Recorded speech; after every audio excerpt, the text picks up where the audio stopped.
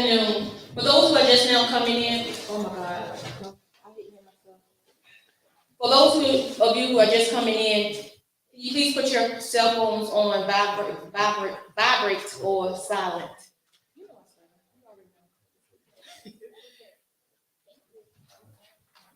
And again, if you're planning to speak, we ask you that you fill out a guest release form. If you just have a couple of questions, you don't have to worry about that. So let me actually, you ready? Okay. I want to actually thank you guys, the Wait Again Minute podcast. Thank you guys. And for those who don't know, we are podcast, the hottest podcast in the 757. So we decided that we are residents of Suffolk, so why not want to help change our city as much as possible? Yes, we know we can't be everywhere and do everything, but we want to do our part. And we feel like if we just sit back on our hands and don't do anything, we're just as much fault as the ones who are out there actually committing these crimes. And I don't want anyone to call me saying my niece or my nephews or my brother, anybody has been, a victim of gun violence. Also myself.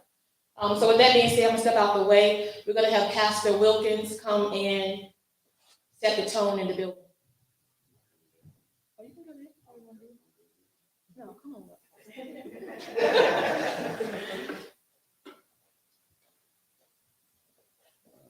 You just stay right in front of them.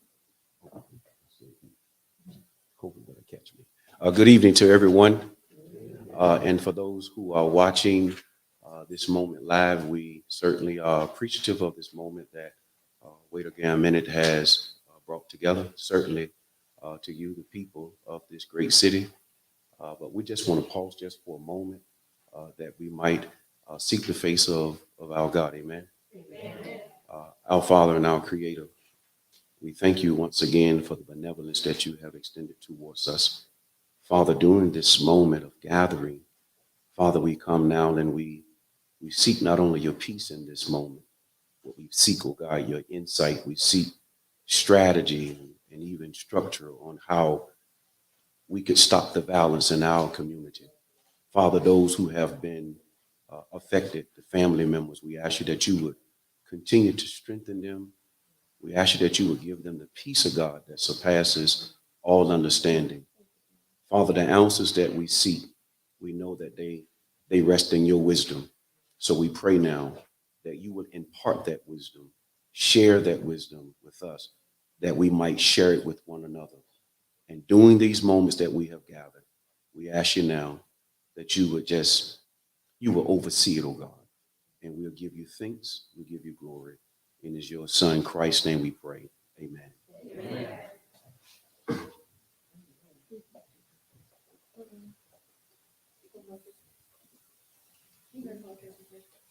Okay, good evening, everyone. Our first speaker for this evening will be Tracy Smith. So Tracy, if you can. Sit right there, Tracy. You can stand up though.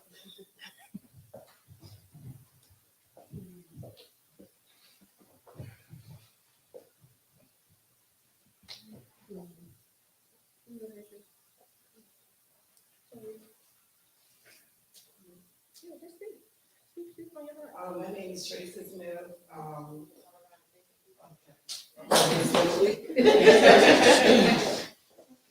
My name is Tracy Smith. Actually, I would say I guess I'm on the other side.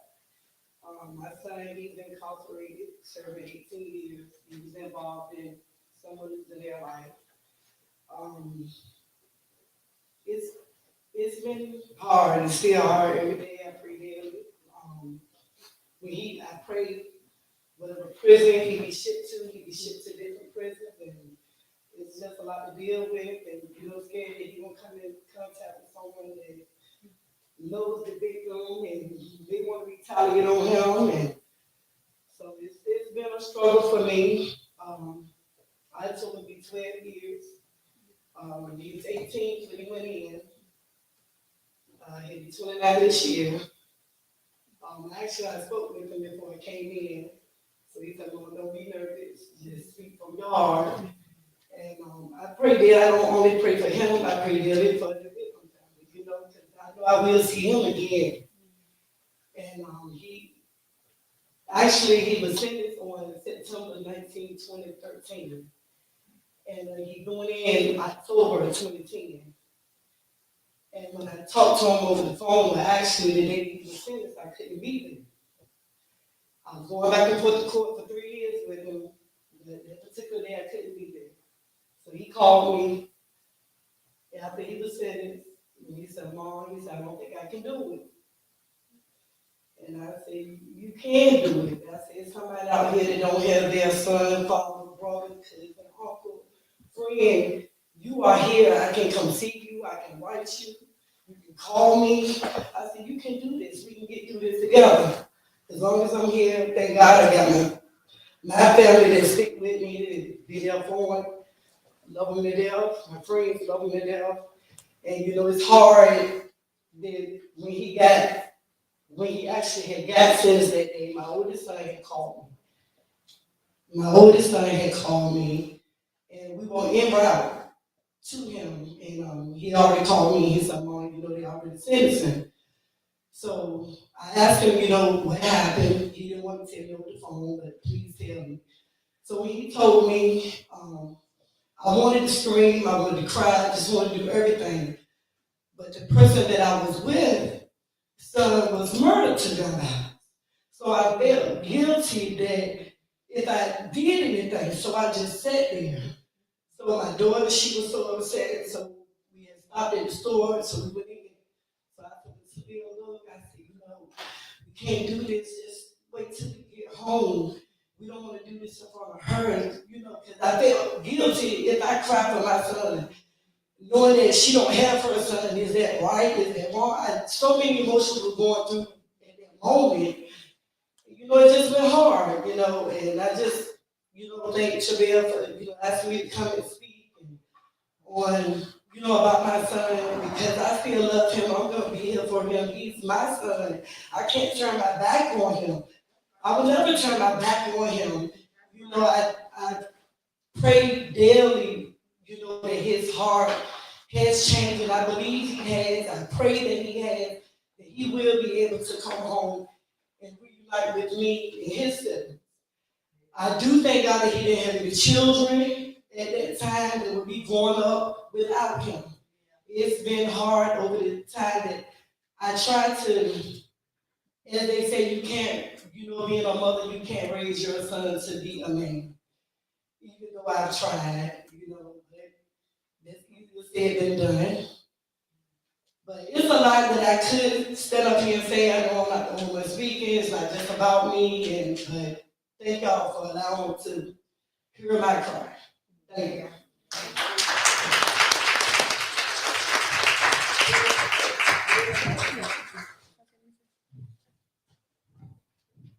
The reason why I asked Tracy to come is because a lot of times we don't hear the side of the parent who child has committed whatever crimes. We hear from the victim side. And although someone did lose their life, it's still on both sides. It's like a kind of between a rock and a hard place. And I couldn't imagine how she feel. And it was so ironic because I told my mom, I said, I wanted to hit Tracy up, but I'm scared. But I'm glad I did, because I think that we get a chance to see a face and see somebody else who loved her, even though she didn't go see her son. She didn't talk to him. So that's why I felt though it was important that she come and share her story. And I'm glad that she actually did. Okay, our next speaker will be Joan Turner. Thank you. My name is Joan Turner. I have to say to Ms. Tracy that me being with a crime scene unit, being a forensic person, for many years, I've seen both the victim's family and both the defendant family respond to the crime scene, and both are broken down. And so I feel for you, because I can only imagine at that time that you weren't sure to cry or to just try to hold out. So my prayers are with you as well. My story, first of all, I want to thank all the Suffolk advocacy group members who are here on today. Mr. Anthony Parker, that everybody knows, Mr. AJ. Mr. Parker wanted to start this group from many years ago, and he and I spoke, and he said, let's do this thing. And so we got together with, at that time, the interim chief, Chandler, whom we're excited to see as our newly appointed chief. We're really excited about that. And so he gave us this opportunity to actually have our meetings in Suffolk Police Headquarters. So any family member, not just moms and dads, but any family member who have lost a member to any violence, we're asking that you meet with us starting in March, the fourth Thursday, from 6 p.m. to 7 p.m. He's allowing us to do that, hoping that those numbers of COVID have decreased in our city. As far as my story is concerned, I think a lot of you may know my story about my son, Quantez, who was possibly shot in the head twice and chained by his feet and his hands and possibly thrown in the James River on November 11, 2015. Veterans Day will always be different for me because of that day. Quantez was asked in the 8th grade at John F. Kennedy to be a part of a gang. He said no. He was picked on, pushed, shoved, to the point where in the 9th grade, he actually joined the gang when he went to Lakeland High School. Quantez did not even tell me this story until he was 27. So I didn't know anything about this at all. Quantez continued to be in bad things. Quantez was in the 10th grade and did something at the school that put him in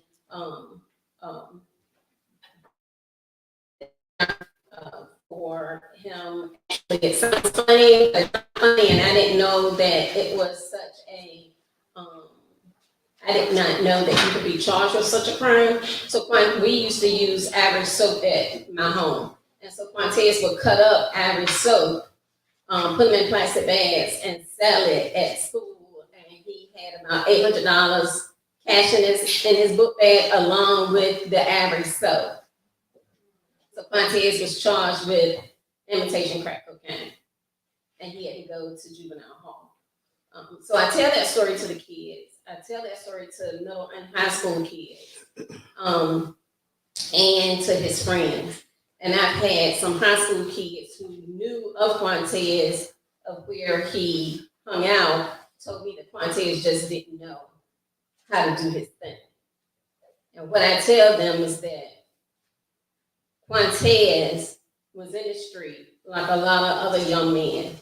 And I just pray that that person that mom and dad doesn't have to go through what we're going through on a daily basis.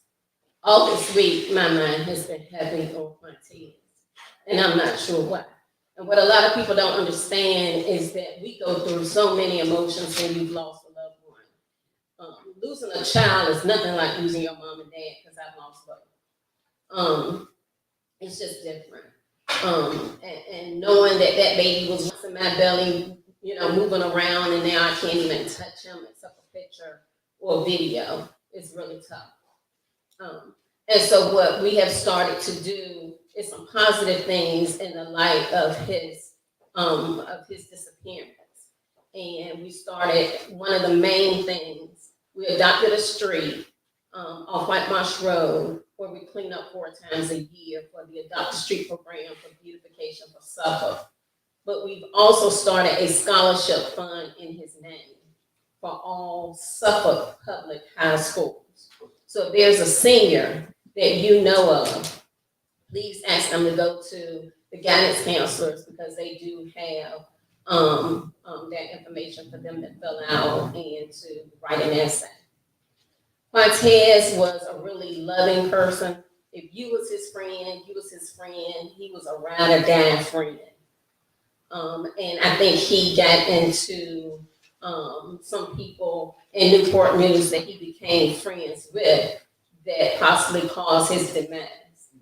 And so when you see things, sometimes my mom used to tell me you have to feed people with a long handled spoon. And sometimes you have to give them arm's length and you have to let it go sometimes. And Quantiz just didn't understand that. He was very angry all the time. He was hyper all the time. People who knew Quantiz know he would fight instantly. And so I'm just asking that somehow, I don't know if the pastors need to get together. I don't know what we all can do to stop. And I hate to say this, but we got to stop our black on black crime. It's black young men. It's killing black young men. And somehow we got to stop it. When Quantiz got shot, the white man wasn't there when it happened. It was some black folk that were there when it happened. And somehow we got to stop it. And I don't know what else I can do to stop it. So wait a damn minute, and anyone else have anything that I can do to assist you? I know me, Mr. Parker, and others from our civil advocacy group would be more than happy to assist. I see the mayor's here. If there's anything city council would like for us to do, please reach out to us. We'll be more than happy to do such. I thank you and continue to pray for those who have lost those family members because it's really hard when you go into court. It's really hard when you got to see pictures. It's really hard when you hear the evidence. And it's really hard when you may not understand how the law works. If you don't know how the law works, we have both the chief of police and our newly elected Commonwealth Attorney Narendra Players here at the front. They can talk to you about that. There's a difference, or there's a jury trial and then there's a judge trial. A lot of people don't understand why they don't always get a jury. It depends on if the defendant and his attorney want a judge or not. They might just want a judge trial. So please reach out to these persons. I'm quite sure they can talk to you more about those things that you might have questions of. And that's all I have. Thank you. We have a question. I know. My name is Calvin Bennett. First of all, I want to say thanks, Ms. Gambriel. And Shantae, I went to school with her at John F. Kennedy. I haven't seen you since 1989. But real. I'm Calvin Bennett. I just got off from work not too long ago. I'm one of the guys that's responsible for helping clear these roads of snow. I don't work a lot of hours, but I had to make my way on up here. So I share a lot of different things through Facebook. Sometimes your voice is not heard, but I'm gonna tell y'all what needs to happen. And this is what needs to happen. What needs to happen is we need to curb the fascination of guns. We need to curb the fascination of killing one another. There's a lot of factors into that, and it goes along with the parenting. I'm 50 years old. I grew up in Suffolk all my life. Everybody knows me. Everybody knows me on the streets. They know I used to be terrible.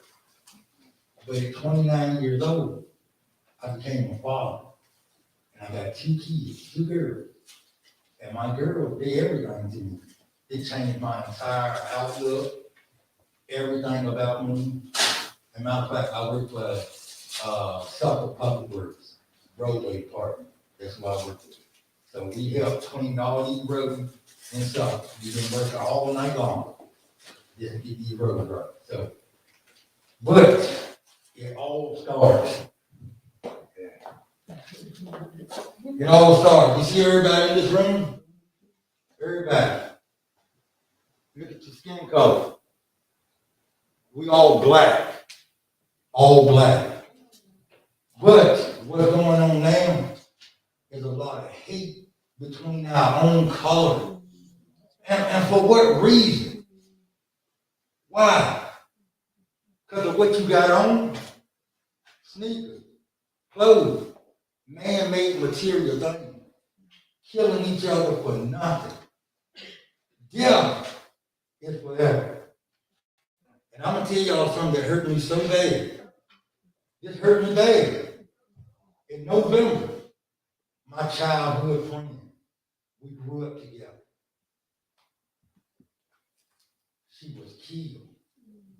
Her wife, her two neighbors, and my friend, my childhood friend, I've been knowing Miss Deetra Brown all my life. Her daughter was shot to death. I mean, she was shot too. That's how it all started. By one of their own. Took my childhood friend's life and her wife for nothing. He done it for absolutely no reason. He in jail right now, and he still don't know why he done it. And then, but growing up in Suffolk, on the streets of Suffolk, like I said, I used to be terrible. Everybody know me. Everybody know me on the street. Everybody know me, Chavo, Nose, Calvin, Benton. I used to be terrible. Used to fight, drugs, drinking. But look at me now. I changed everything. I ain't perfect. I'm not a saint. But if you want to change in life, you can change. But what's going on, all these factors, music, television, movies, out here in the real world. Facebook is not the real world. We out here in the real world now, where people will take your life for nothing, absolutely nothing. And once you dead, you gone forever, ever. It ain't no coming back from there. I don't know nobody that rose up and said, okay, I died, now I'm back alive. Once you gone, you gone. All these young people out here, not just the men, the women. I see it every day on Facebook. Every day. Every day putting each other down, downgrading each other. Nigga this, nigga that, bitch this, bitch that. Why?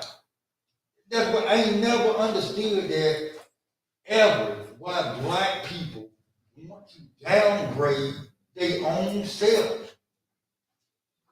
I don't understand that. I never have. I grew up in this city of Suffolk all my life. I was country, I was this, I was that. But so many people heard my voice now. If you go on my Facebook page, read my posting and different things, and when she said that she was having this, I got off work. I knew I was coming. But I'm going to go back to the factors now.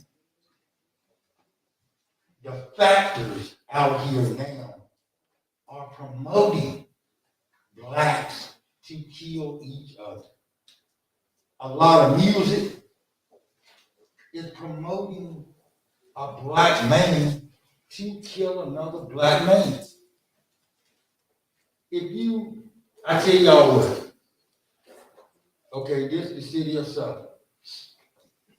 On my phone, I get alerts every day, all across the country. But you talk about Suffolk, look what's going on in Memphis. Memphis set a record last year, 343 homicides. Black on black. That stuff about the white man, and y'all excuse my language, but that's bullshit. And the reason why I say that, because blacks always say that it's the white man. It's not no white man.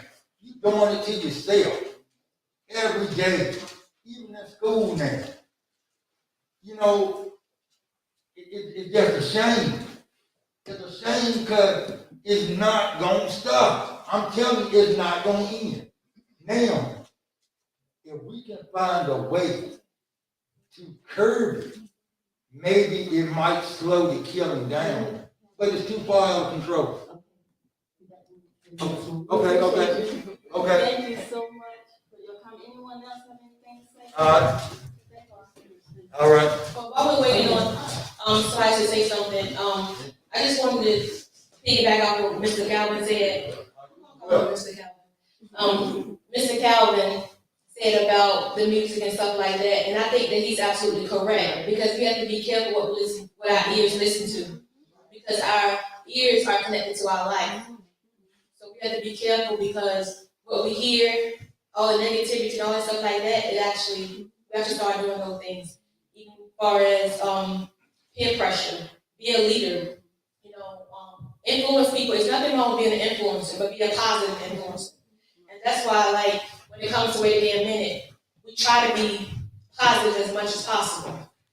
And sometimes it's kind of hurtful, because when you're being positive and when you're trying to do something in your community, people don't share it. But let me get up there, fighting, cussing. I mean, it'll go viral.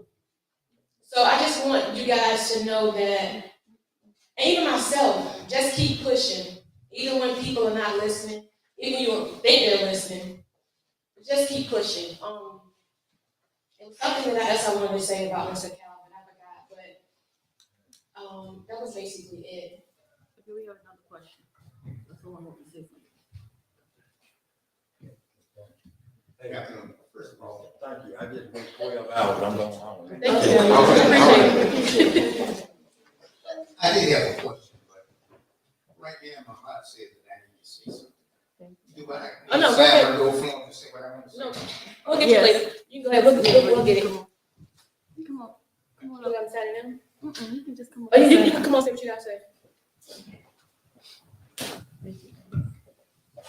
Good afternoon, everybody. Good afternoon.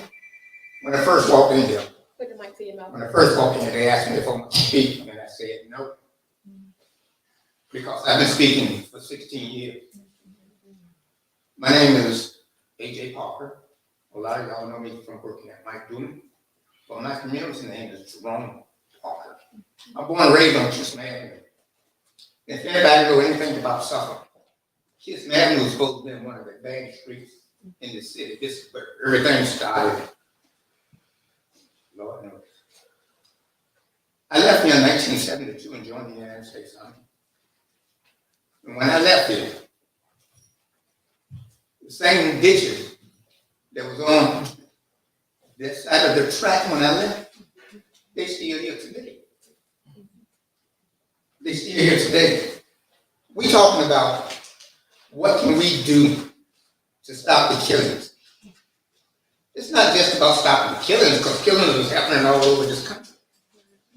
For 16 years, and I say 16 years real serious. Because on 18 January 2002, made 16 years that my son has been killed. Before my son got killed, I can tell you 3 other homicides that happened before my son got killed. And nobody said anything until Deshaun O. Parker was murdered on January the 18th, 2006.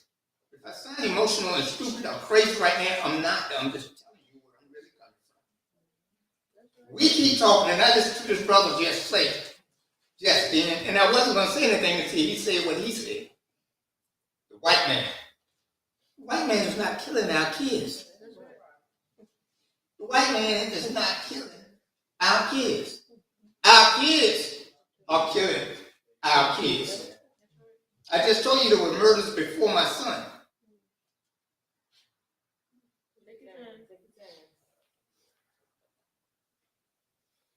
Every child that was killed before my son had a life and a purpose. And nobody said anything when their innocent were taken. Deshaun get killed, and all of a sudden, all this bullshit, excuse my French, breaks out. And I always say it happened because I work for Mike Doom. I work for a prominent white man. So here's a black kid that got killed, but his daddy had some substance, so now we're going to talk about it. Well, let's talk about it right now. We got council members that were council members before Mike Duma became a council member. We got ditches that's still in Jericho, Islander, South Suffolk, Saratoga, and anywhere else in this city. We vote to put people into office. We vote to put them into office to do what needs to be done for us. And I mean not just Suffolk, but us black Suffolk. Ain't nothing been done. I read the newspaper every day. I lived in Indianapolis for 10 years. I read Indianapolis news every day. They had 236 murders that were black. That's Indianapolis. This brother just told you about some other city that those were murders. They were black. I'm talking about Suffolk. I think the state that I read, I think Suffolk had like 6 murders, which was a big number for our city. We don't have problems that other people have. We have our own problems within this city. But we keep talking about what can we do. For 16 years, I've been talking every day of my life since I lost my son about what we should do. And I don't have the answer to what we should do. I know I talk to young men and young women every day that sits in front of me. And I tell them what happened to my son. And I tell them what they should be cautious about themselves. I had a young man that tell me one day I was in the grocery store. And he come up and tapped me on the back of my shoulders. He said, Mr. Parker, thank you. I said, thank you for what? He said, you kept me from going to jail. I just think my talk was in vain. But when this young man told me that the reason that he didn't go to jail was because of a simple statement that I made. And the statement that I made to him was, before you react, think. Before you react, think. Because when you react, there are consequences. But if you think about the consequences before you react, sometimes you won't react. When that young man told me what he said that day, believe me, I've been talking ever since. Not just to black kids, I talk to white kids the same way. Because they have issues just like we have issues. It's just that our issues are more publicized because of who we are. Because of who we are. Going back to these murders. We have a new police chief. We have a new mayor. And you basically have a new city council. Stop holding everybody accountable and hold those accountable that should be happening. Didn't we all vote last year? Yeah. Didn't we vote year before last? We put people in the office based on color and not based on substance. So when you gonna vote, you vote for people that's gonna make the difference in your neighborhood and your life. Because today, while we're sitting in here, when we leave out here, I can assure you this. I can assure you this. Next year, this time, we probably gonna be doing the same thing. You know why? Because talk is cheap and action is words. I'm gonna say one more thing and I'm gonna take my seat. Lord Jesus help me. Joan just told you that we have a committee that we meet the 4th Thursday every month. I'm a father. And when I go to these meetings, you know who I go to these meetings with? All mothers. Where are the men? Where are the men? We talking about what needs to be changed, and we leaving it up to the women. So we need to step out. Step out on faith. Stop worrying about snitches get stitches. Yeah. And step out on fucking reality. Excuse my French. I'm tired. My son is dead and gone. He ain't coming back. I lived that moment every day of my life for 16 years. If you know what it is to be in prison, I'm not behind bars. I'm a prison in my mind. I'm a prison in my heart. So I'm telling you this today. Stop it. We all are human beings. Our lives start from the day that we are born. And it doesn't end until we are dead. These children of ours, when they leave home, we expect them to do the right thing. And you can teach them everything in the world to do. But when they step out there, guess what? They step out there doing what they want to do. That goes back to that reacting before you think. We got churches, and every Sunday, all of us run to church. And when we in church, that pastor has our undivided attention. And every Sunday we get scripture to tell us how we should live. On Wednesdays, we have Bible study. And on Bible study Wednesdays, we get teachings again. Well, sometimes, let's step away from scripture and let's talk about reality. To get the reality in, we need to get attention of our youth. Our children, I started off, when I was a little boy, my mom made me go to church every Sunday. That gave me my basic foundation. I learned how to read, write, do arithmetic, and be respectful. The problem we have right now, Big Mama gone. Yeah. Little Mama's in the club. Yeah. And Little Junior and Little Missy is running the streets. Thank you. Okay,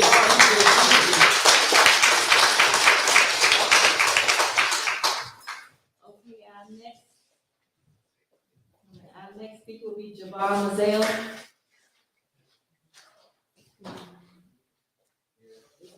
Javon, you coming up or you want the mic brought to you? Okay.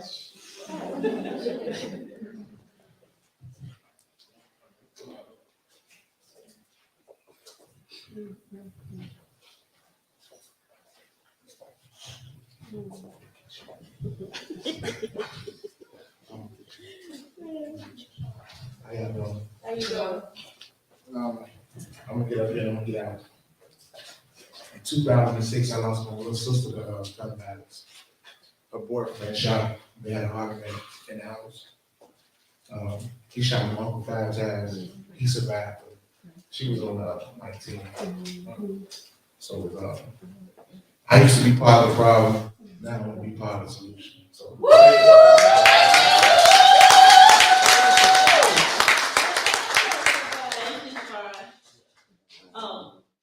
Before I call the next speaker, does anyone want to stand up and say anything or ask a question? Make a comment?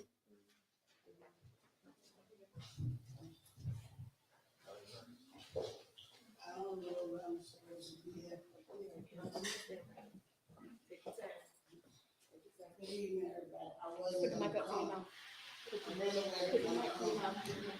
I wasn't gonna come, but I had to represent my son.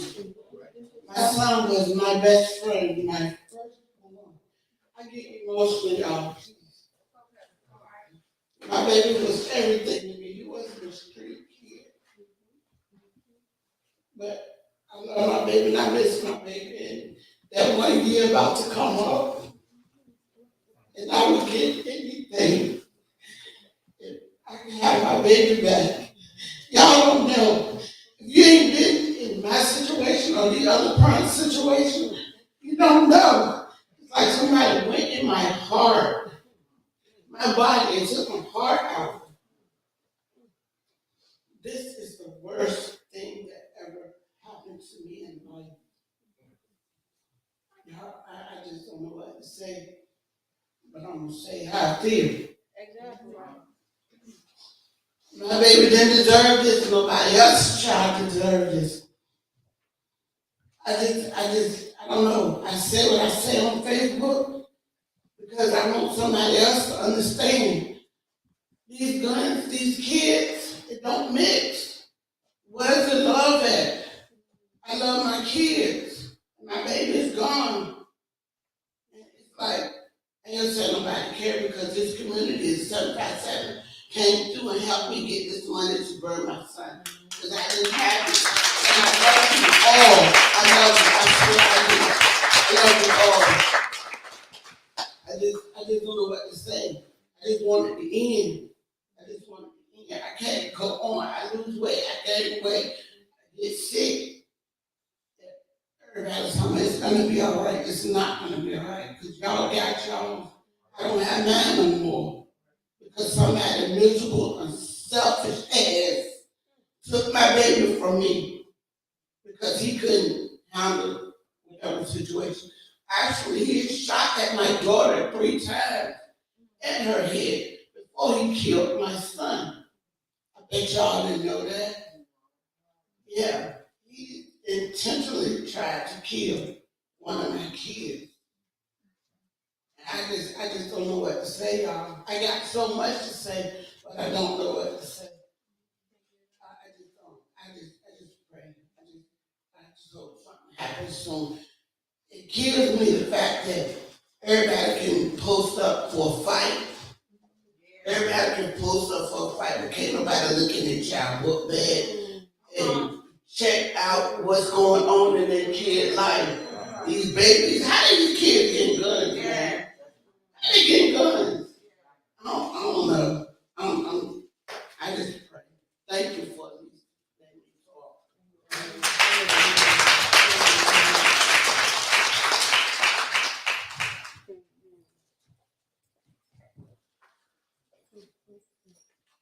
I don't have a question per se. I just want to make a statement. This morning in church. This morning in church. Is it on? But this morning in church, the topic was think. Think. Before you make a move, before you say anything, think. The first 3 people that came up and spoke, they said, think. So now think about that. If you think about when you're making an action, think about it. Sometimes it's stupid stuff that you didn't have to say over. If you think a minute, you can walk away from it. It takes a brave person to walk away than it is to pull out a gun. That's all I'm saying.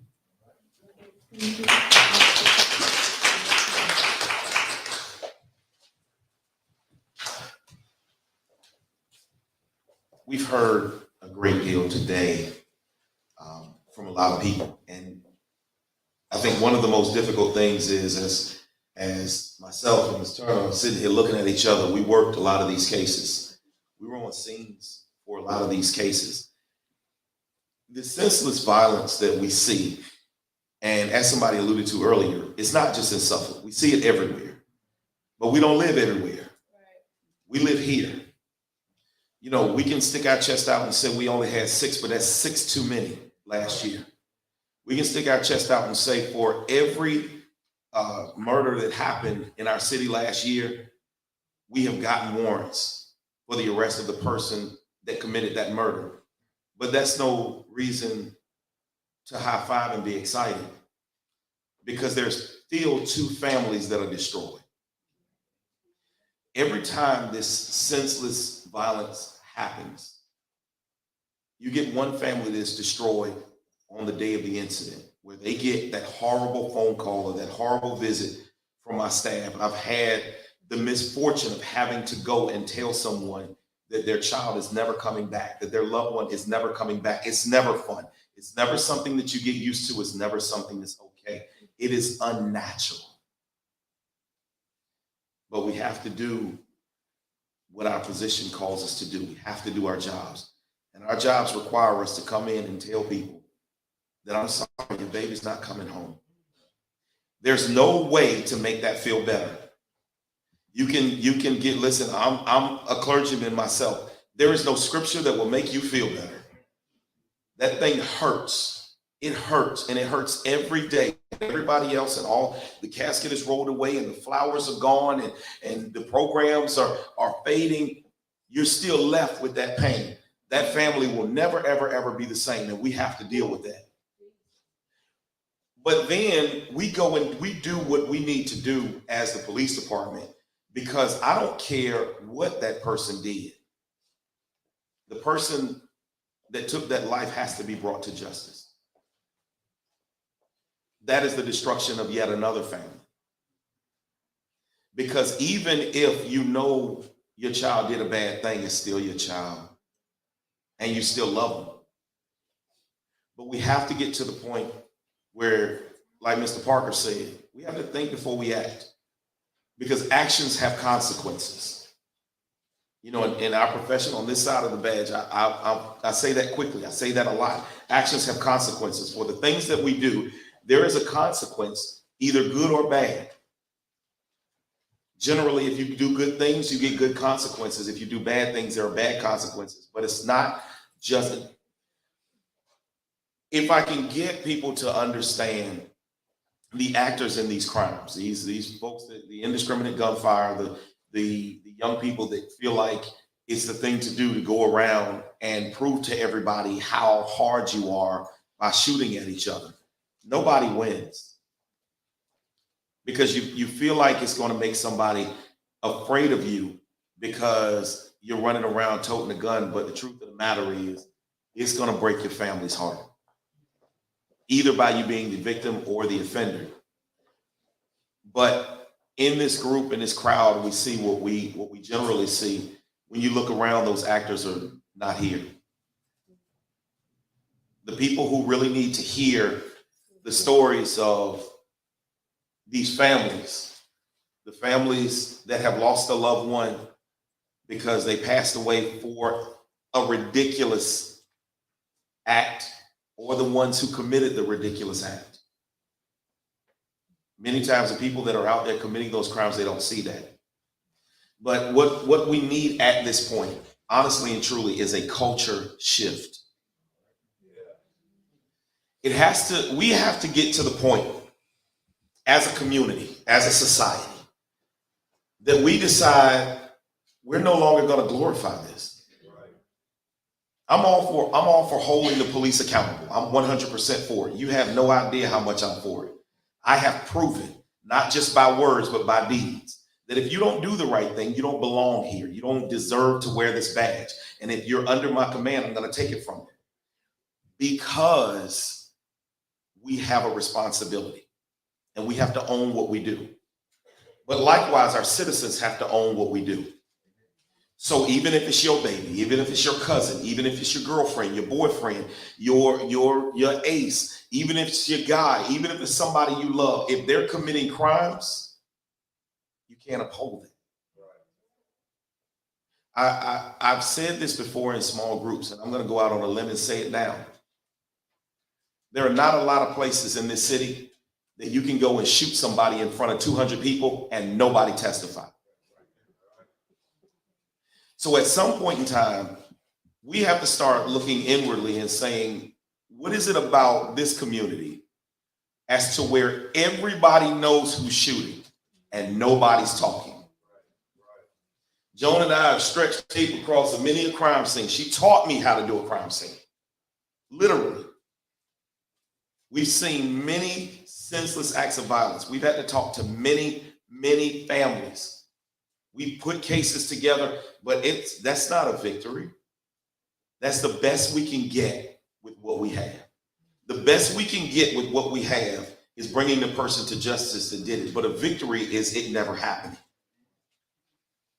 And we put together this information and we take it over to Ms. Player's office and we make sure that we speak for that victim. But before any of that happens, we as a community have got to begin to say, no, I'm going to say something.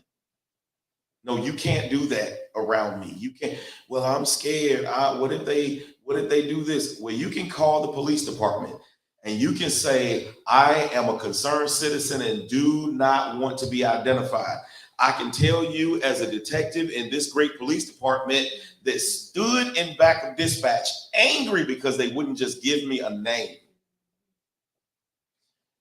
We have to protect it.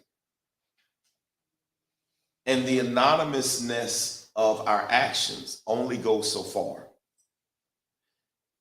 You know, these cases can be solved.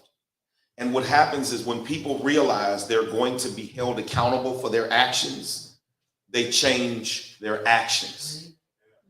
The reason we have so much shooting, and we can blame it on the police, and we can say, well, the police need to be here. The police can't be everywhere. The true essence, the true purpose of policing is to handle and deal with those few outliers in our society that society can't bring in line. We're not dealing with a few outliers anymore. We're dealing with something that's becoming normalcy. And we have to take that away, and we have to begin to be an effective culture shift to say, no, it's not okay. No, it's not fine. And I don't mean just us silver folks that, use a little Miss Clairol or some Just for Men. I mean from young people saying, no, I'm not going to glorify guns. No, I don't want to carry a gun. No, I don't want to do the wrong thing because I want to grow up and I want to go to college. Or I want to get a trade. I want to do a good thing.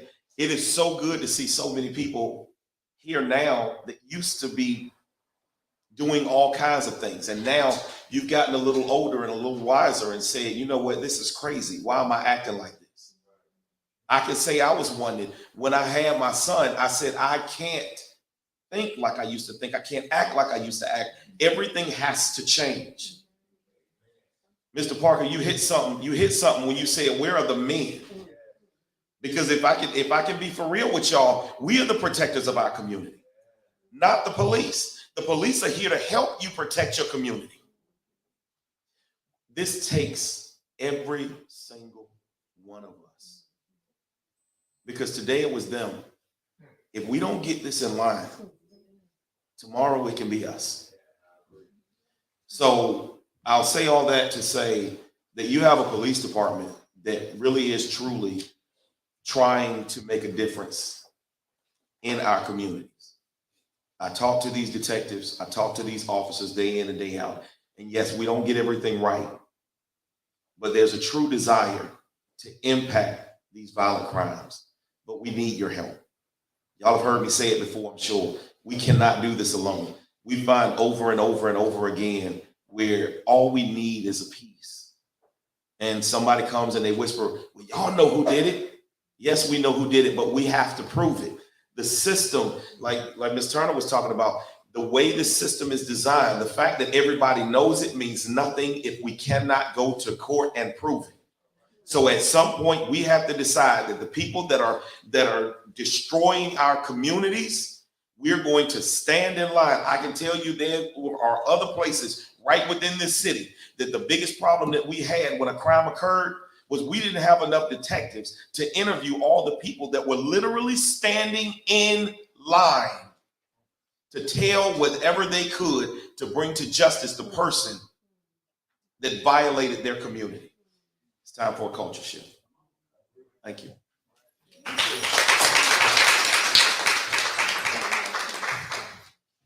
Okay, thank you, Chief, for that. You might have to speak again, though. Okay, our next speaker will be Javon Elliott. Javon, are you coming up or you want to fight? Okay. Good afternoon, good evening, everyone. I lost my brother. I'm Javon Elliott, by the way. I lost my brother 2 years ago. It was for absolutely nothing. That's the only way I can put it. It's a real way. It was for absolutely nothing. When I got to the crime scene, his head was damn near gone, And this is somebody that, we potentially knew. And I say that to say this, it definitely has to be a culture shift, and we can't continue to just sit back and live our normal lives and be selfish. We have to help one another. And I want to be a part of the change, and I put it on my heart, and I just think that's why I'm here. Thank you. Shabelle, you have my information. We can talk about this later on today, but I'm here. Thank you. I'm here. And this shit got to change, man. Because it's whack. It's corny, and it's not cool. The only way to be cool is to live life in a righteous way, in a peaceful way. Peace is good, and we all deserve it. And as a community, we have to come together for sure, Thank you. Thank you. Anyone else have anything to say? Can I say one more thing? Okay, so we can give you 2 more minutes. Okay. Thank you. Thank you, John Davis. I'm good. Yeah, good. Okay, what has made a difference for me? My daughters. I got a 21-year-old, 8-year-old daughter. Being involved in your kids' life, whatever they do, will make a difference. You got to be involved. Whatever they do, whatever they got going on, be a leader, not a follower. It's so many followers out here now. Everything they see somebody else do, I got to do. When you gonna stand up and be your own? Like me, you call me what you want to call me, but hey, I'm good. I'm good. I'm 50 years old, 800 credit score. Going, I went for Renee Townsend 20 years. I'm doing good. I changed my entire life, man. I used to be on drugs, real bad. Cocaine out here in the street, acting crazy, doing all kinds of stuff. But my kids, they changed my entire life forever. We need more leaders than followers, more men. Like my mother told me, Jabbo, yeah, you might be a man in body, but you're not a man in mind. Once you become a man with your mind and grow up with your body, that's when you're a man. All right, I'm out. So next, Thank you. so next we're gonna check. Okay, we have questions of Travis.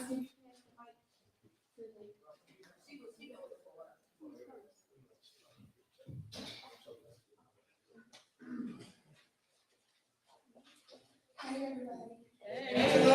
First of all, I just want to send my condolences out to everybody that lost someone.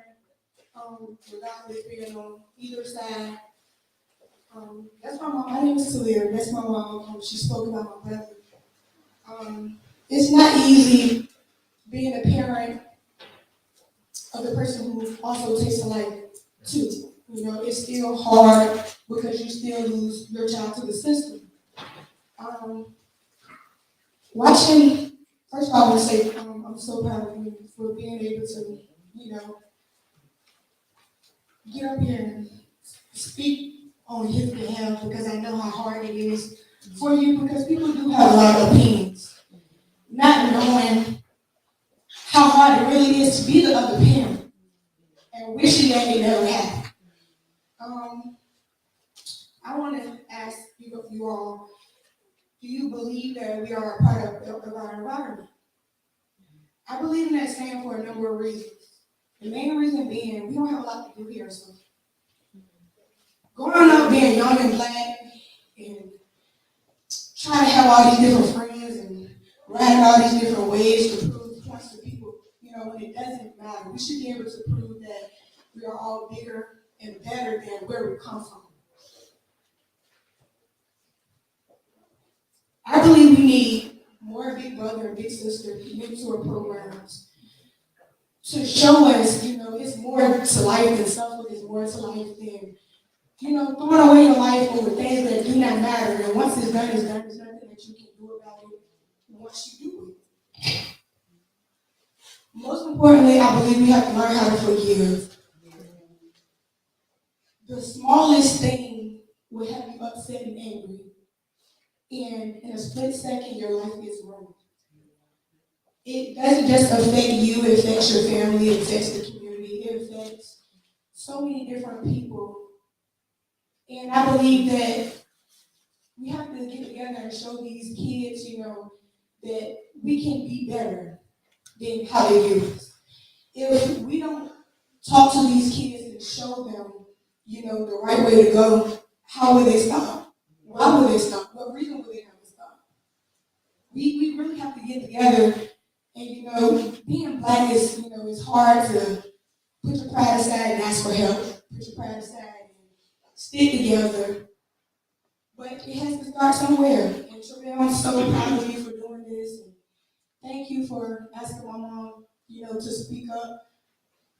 Because it is hard, and my heart goes out to the other family that my brother was a part of. You know, what's done is done, and it can't be undone. But we have to pray more, forgive more, and stick together. So, thank you.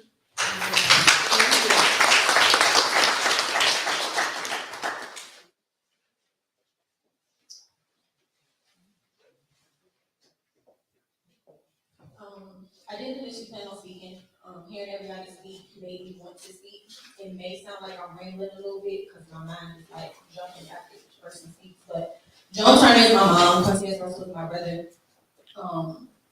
We're 7 years apart, but I can't speak from a parent perspective because I don't have children of my own, so I can only speak from a sibling perspective.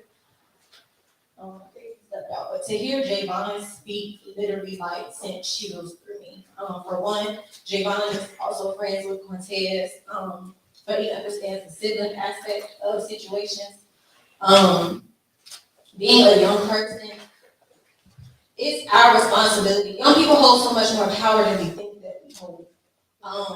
And your age it's a bigger factor than you think. Like, it's our responsibility to snatch up our siblings that we see doing wrong and tell them about themselves and correct them and put them in their place. It's our responsibility to tell our friends about themselves. It's our responsibility to see kids that are doing wrong, to correct them and to get them in line and in order, because the next generation is dependent upon us. In certain situations, like someone was saying, I think it was Chief Chandler saying, when the calls stop and the flowers and the cards don't come anymore and the text messages stop. Just because my brother went missing in 2015 does not mean that I don't still need those prayers, those text messages, and those calls. Right. These people that are being killed, they have children. How many friends and how many family members are really checking on these people's children? How many people are paying for haircuts and taking them Christmas gifts and showing up for birthdays and going to talk to their children because you don't want their children to also become them one day? Out of all the boys that my brother had, I can probably only name 3 that literally check on my mom and have checked on his son, who is now 14 years old. That is sad. As a community, it's our responsibility to also hold people accountable. When these people die and these people go missing, there are so many community activists, quote unquote, that we see preaching and making posts on Facebook, but I do not see them here today. I don't see them in any other public forum. And a Facebook post can get 100+ shares, but those words mean nothing if you can't stand on those words and put actions behind them. When it comes to city council, when it comes to people in high positions such as constitutional officers, those are the people that we vote for and that we put in those positions. Take a look at who you see at every event of community events that are happening. Those people that are not at those events, their numbers and their email addresses are public information. Call them, email them. That is our responsibility, and it's their responsibility to respond to you and to make something happen. As Mr. AJ was saying, my heart goes out to Mr. Carter. He's like family to us now, but he literally keeps a notebook full of names of all of those children that were killed. Even before my brother went missing, growing up, my mom was the CSI lady, so I was at home when she got woke up at 3, 4, 5 o'clock in the morning to respond to crime scenes and with my friends. Taquan Lewis was at her house 2 days before he was killed. She worked Taquan's case. My mom worked Deshaun's murder. So she's seen all of this. So my heart goes out in a different type of feel, because not only are the families of victims affected, but you have to consider law enforcement. You have to consider the fact that I still to this day don't know how my mom responded to crime scenes for 22 years and she's still in her right mind. To see body after body and to put children in body bags and to tag them and to go and testify, and it's just a lot and it's heavy and people don't consider certain situations. So I hear guys all the time like, oh, excuse my language, but that nigga, he pissed me off, I'm gonna go put him in the dirt. Okay, you're gonna put him in the dirt and you're locked up and your mama's upset, and then you got guys that feel like, oh, I'm street this and I got this and I got this much money, but that 10,000 doesn't go that far when you don't have a business and your children are left and they have nothing, and you're like, oh, my kids are forever straight, and they're not, because they can't get Social Security because you never had a job.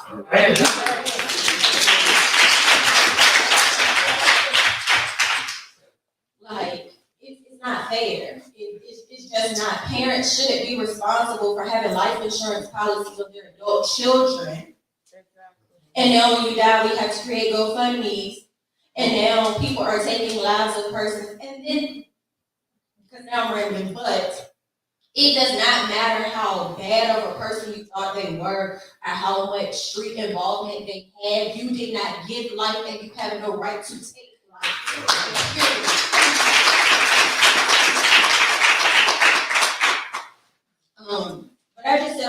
said, like, it's time for our community to stand up, to hold people accountable, to be accountable for ourselves, to reach out to the next family, because we all understand hurt and pain, but if you haven't lost a sibling, if you haven't literally lost a child, you don't know how that hurt feels and how those people mourn.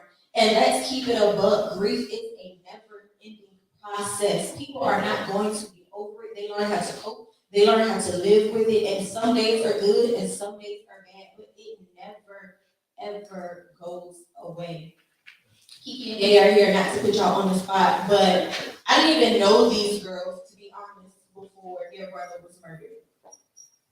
I knew Kiki a little bit, but once their brother was killed, like, it did something to me because I know what that feels like. I've seen it too often. So I try to reach out to them as much as I can. I didn't even know these girls, and I was telling them I love them, and I literally love them. You have to reach out to the next family because your family may be hurting, but you don't know how you can help somebody cope and start a healing process, because if we don't learn to heal with the trauma that we're facing and that we're dealing with, it's just gonna pile on top of the next generation. And now our hurt is placed on our children and their hurt is placed on their children, and it becomes a generational situation, and it's not right.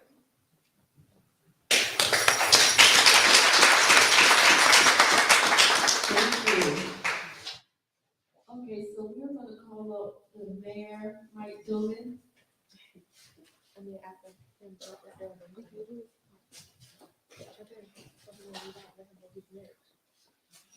Okay, and then Darrell, you'll be next. Good afternoon, and thank you. Thank you for being here. Thank you for waiting a minute. And thank every one of you for being here. Because by your attendance, what you are saying is that you want to be part of the solution, not part of the problem. And that's what it's going to take. I'm here for several reasons. The number one reason is to listen. In my business and in life, I've learned that the only way you can learn is by listening, not by talking. You have to listen. And that's one thing I've always tried to do, is to listen. Listen to my customers, listen to my constituents, listen to anyone who has any advice for me, because you can never know who you're going to learn something from, what you'll be able to take away at the end of the day, at the end of that conversation. That's my first reason for being here. My second reason for being here is to support my police chief and our police department. I see our Commonwealth's attorneys here, Joan's here, and also on behalf of the city, in case anyone has any questions, any concerns. There's been a lot of talk believe it or not, I keep up with all these numbers. The chief and I have had numerous occasions over the last couple of months. We have had many conversations relating to exactly what we're talking about. So I don't want you to ever think that either myself, city council, the city administration, the city manager is not aware of the increase in violence, not only in our city, but in other cities. And yes, in our city, and the chief alluded to it, we are blessed in this city. We really are, on multiple ways. And I look at the numbers, but one life lost is one life too many. And is there going to be will there be a day where there will never be any violence? Maybe we head upstairs, but not down here. So just like I tell, we have a sales meeting every morning. Mr. Parker's here, Mr. Scott's here, and I tell my guys, I said, we won't be able to sell every car to every person, but let's not make it our fault that we didn't do it. And it's the same way when it comes to violence. We will not be able to stop the violence 100%. We will not wake up one day and we won't need a police department because everybody's doing the right thing. I would pray that would be the case, but realistically speaking, I'm not looking for it tomorrow. So, what does that mean? I look at where the violence is coming from. A lot of it's domestic violence. What do we do about domestic a lot of it is societal, just exactly what the chief alluded to. And this is not going to change overnight. It can't change overnight. And then we have your regular criminals. You know, I don't think people rob banks that much anymore. That's when I'm growing up, I thought you're a criminal, you had to rob a bank or do something like that. But anyhow, and that's basically what the police department does. So when we talk about the societal reason, the societal issues, how do we fix those? It didn't happen overnight. You're not going to fix it overnight. It's generational. You know, I always think that we're burning the candle at both ends. We talk about the internet and Facebook and everything you can see and hear and experience. And from my experience, kids at 10, 11, and 12 years of age have seen more and been exposed to more than I did when I was 18. And what's happened? We've created an environment where this additional exposure should require additional guidance. Someone to guide them in what they're looking at 10 years old and say, Junior, look, that's what you're looking at, but it's really not the way it is. And instead, we have less supervision. We have less guidance. So we're burning the candle at both ends. So how are we going to try to fix it? In my opinion, I've spoken to the chief. I'm just speaking for myself. I can't speak for the city manager, the administration, the rest of the city council. But it will be my goal to put together some type of a public safety committee, board, commission, whatever you want to call it. Put a name on it, and I've spoken to Andrew about it also.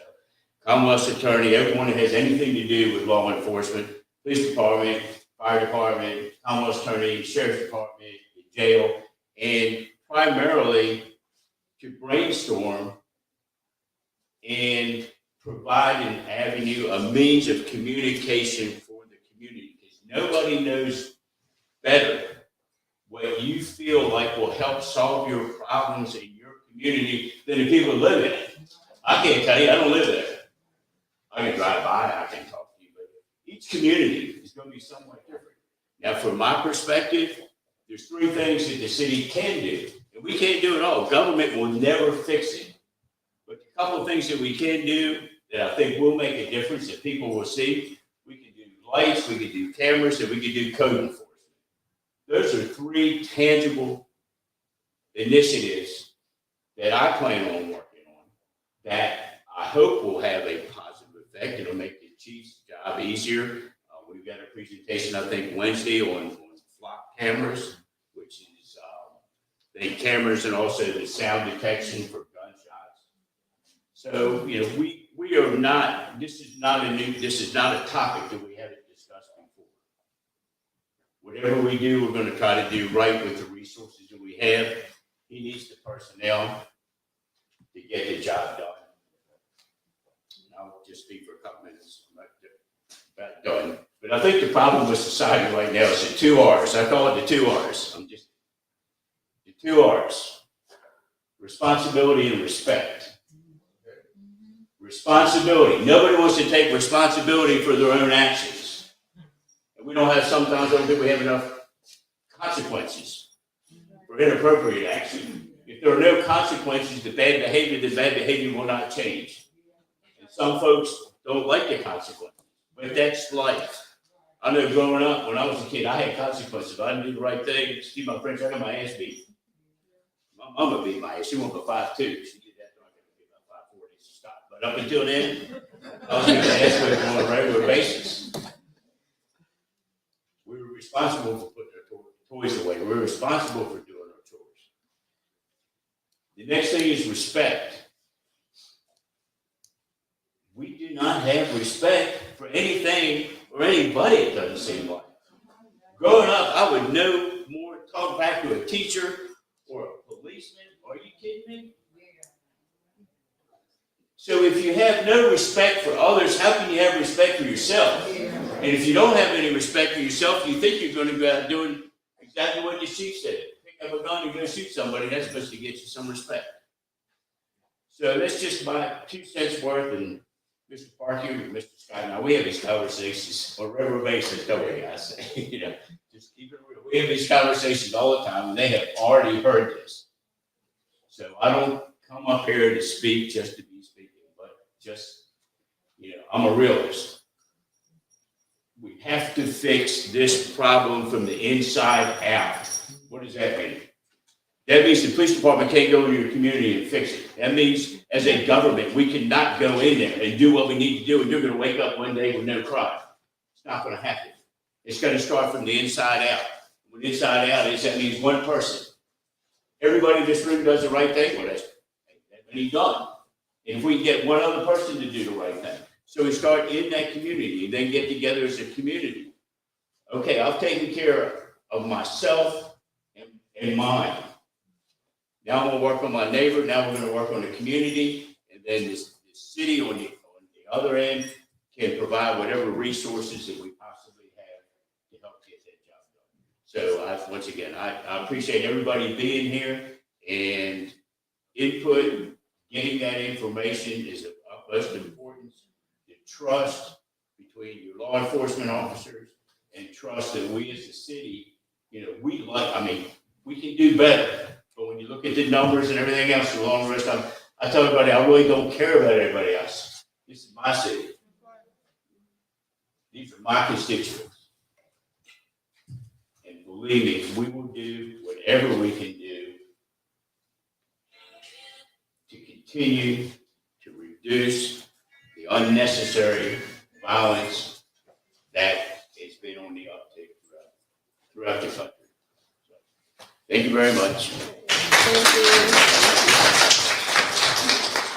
Really quickly, as the next speaker makes their way forward or gets the mic, I want to say this because something that I intended to address before. One of the comments that I often hear, and I know I've heard it today and I saw it on the screen as well, is we need something for the kids to do. Ever since I've been here, I've heard a lot about we need something for the kids to do. Let me give you all something that's very important. I was just in a meeting, and while I was in a meeting, and it was a bunch of different departments, and we're talking about a particular area of the city, and we've taken it on as a project. We're going to do these things. And I had Parks and Rec in the meeting. And I said, listen, can you all provide something for this area? And the people from Parks and Rec began to tell me about all the programs that they have had in this city that the children will not go to. This young lady explained to me that they had a program where they sent buses to these particular areas free of charge to take them to different things, field trips, other parts of the city, so they could go to the rec center. And the children said, no, we don't want to go. So in order to get programs, you have to participate in the programs. Now, I can't tell anybody how to raise their children, but there were some things with my children that they didn't have a choice as to what they did. You're not going to sit in the street all day and do nothing. There's something for you to do. There are a great many of churches here in the city of Suffolk. Don't believe me, leave here, ride in any direction and count the number of churches. So we have churches, we have organizations, and we have the city. And as much as we hear over and over that the city is not doing anything, there are a great deal of people in the city that are working to try to provide these resources. But in order to pump these resources into our city, the first thing that happens is when these programs come, to keep them going, there has to be participation, because each department has to be able to account for what did you do. It has to be what we call quantitative and qualitative. What type of quality did it provide, or what type of quantity did it provide? So if the children don't come, they don't participate. You say, well, it's not what they want. Okay, have them participate. And you as the parent go and talk about, hey, this is a better way to enhance it. But we've got to start somewhere. And we can't have a program in every small neighborhood. So we're going to have to share. I just wanted to really put that out because I think that's very important, that we begin to see that there is more stuff that is happening than we sometimes consider. And maybe the word is not getting out. I know it's coming through the schools sometimes it's coming through leaflets, but the city has a website, and I would encourage each and every one of you to get on the website, call Parks and Recreation, ask them what they have to do, because there are some things. Yes, we need more. Yes, we need more, but the only way to get more is to start participating in the things that are already there. Thank you.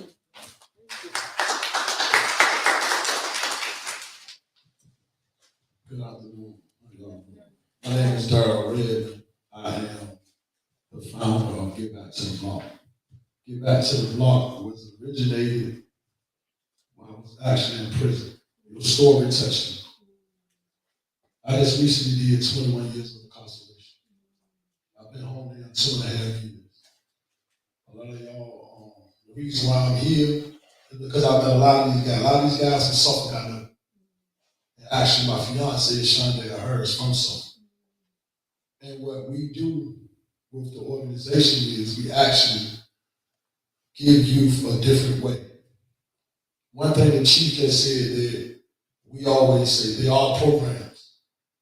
And one thing that has been proven is that it's not the lack of programming, it's the lack of people that people said earlier, people that are influenced that's inside these programs. A child is more inclined to come to a program that has somebody that they look up to or that they can identify with. Because what we have is a lack of commonality. Our kids have come somewhere. The reason why I told him to stand beside me, because this came about when she brought me to her podcast. And I spoke on Way the Game Minute, and I'm thankful for it. And she was saying, because she comes to Portsmouth, actually from Portsmouth. And when y'all said 6 murders, that's excellent. Portsmouth had 36 murders in a 33-mile radius. It's outrageous. And what we have is they have developed, that we put in front of them, something that I was speaking to Javale about, was speaking to him about, that we actually implemented and modeled was the Credible Messenger program that they utilized in the city of Oakland. The Credible Messenger program actually utilized people in the community. They were pillars in a different way, and violence reduced to 70% in 1 year. So right now, Portsmouth has gone into the Credible Messenger program that me, Mr. Gatlin, and another guy has, that we actually do pretty much the job right now. We at every crime scene, we at every murder scene, and I called him because the night we had the podcast, and she said she wanted to do this. She was saying, what direction do I do? I said, you just do it. You don't hesitate on something that you feel. If you follow your passion, it takes you to your purpose. And this is my passion, because Get Back to the Block started because I created the problem that exists today. 25 years ago, I was doing every single thing that was happening. So what you do is, do you continue to be part of the problem, or you become part of the solution? When we called that day, Vaughn said, I want to be part of the solution. So what I told her is, what we have to do is, we have to work together as a network and understand that you may can have all the resources, but what is the number one thing that the world is built on and deals with? And it's actually who you can motivate. People are more inclined to somebody that they can identify with. These kids that's doing the murders and shooting, people like us, we know them. They aren't going to talk to, and I talk to them all the time, like I talk to my police chief in the city. A lot of times they identify with you as a person, but I'm from the street for years, that uniform is a barrier. So when we talk about dealing with it from another perspective, it's not going to work. We have to work together. We have to be able to utilize and do what we do in our community, and then you have to have a liaison that's able to work with the other side.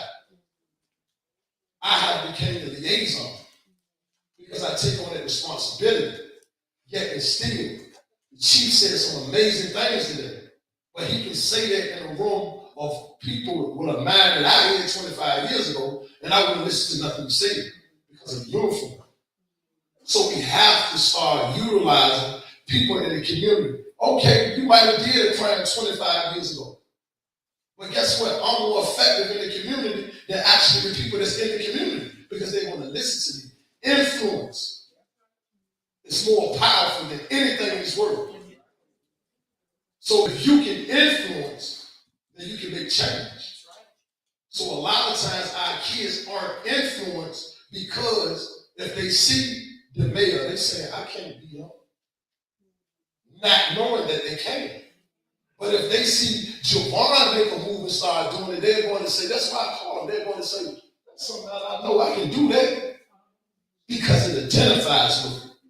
So we have to start implementing those things in regards to curbing violence because they're more inclined to listen to the stories of you.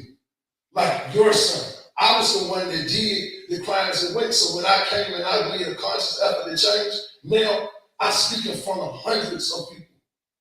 I actually prosecuted, I'm glad, but I actually was brought to the National Black Caucus a couple of years ago and spoke with Stephanie Morales on criminal justice reform, utilizing my lived experience because it's different. Our voice need to be at the table. And for years, our voice haven't been at the table. I don't negate the police department. I don't say that it's not nothing. But what I say is a lot of decisions have been made in life without having the right players at the table. He said, we know what goes on in our community. So if you give us a seat at the table, we can help change our community. You know what I'm saying? For years, we have been utilized, used, and abused, and yet aren't being seated at the same table. And we deserve the same seat at the table. That's what change will come about. So, like I say, crime travels from one city to the next. When we first did this, just not too long ago, I was speaking to her, and somebody came and said, when they heard I was coming, said, what is he doing over here? Or something he was coming, he was so forceful. I called her, and me and her had a conversation. I said, that's somebody that we don't even need to address. Because you can either feed into it, or you can block it out. So when you get to the point that you can start doing it with somebody that they identify with, they're going to say, yeah, Javon cannot do that. I cannot do it. It's different from when the police chief say, he ain't going to do it. Because what is the child saying? I can't identify what he's going through. And yet he could have walked the same life. Everybody is one mistake from the 20-some years that I just did. They just ain't get caught. People act like they're so righteous, but they are so wrong. So that's what we have to deal with and utilize and understand. The problem didn't just come with black on black crime in a physical aspect, it's in the mental aspect. You start to belittle the next person because you feel you're superior to the next, which all of us are on the same page. The body has one body, but many parts. So when you utilize every part, you can start to hear the process. And as the young sister back there spoke, when you spoke to, it was amazing. What you do actually makes a difference. We need more trauma-enforced care. When families are being victimized, I deal with every murder in the city of Portsmouth. And what happens is, when the murder happens, like you going through, the family never gets healed. They're there for a day. Sometimes they're never there. Sometimes things happen and families continue to be interrogated in a time where they might need compassion right now. And if I continue to interrogate you, it's going to make you become a deterrent and say, I'm going to talk to you. I know it, I was on the other side. So if you come in with healing, people may be more susceptible to help solve it. And that's how we have to take different approaches. So like I said, I thank you for your time. I thank you for that, whatever that we can do to work together, because I know that the partnership can help change the dynamic. And we have to start there. So I just thank y'all for having me. Anytime y'all need, whatever, if I can be of service, I will be. Thank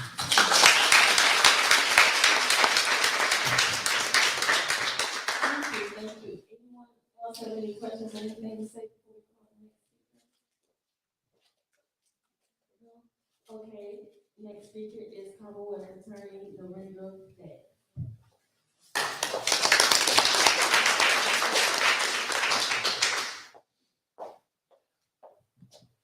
Good afternoon.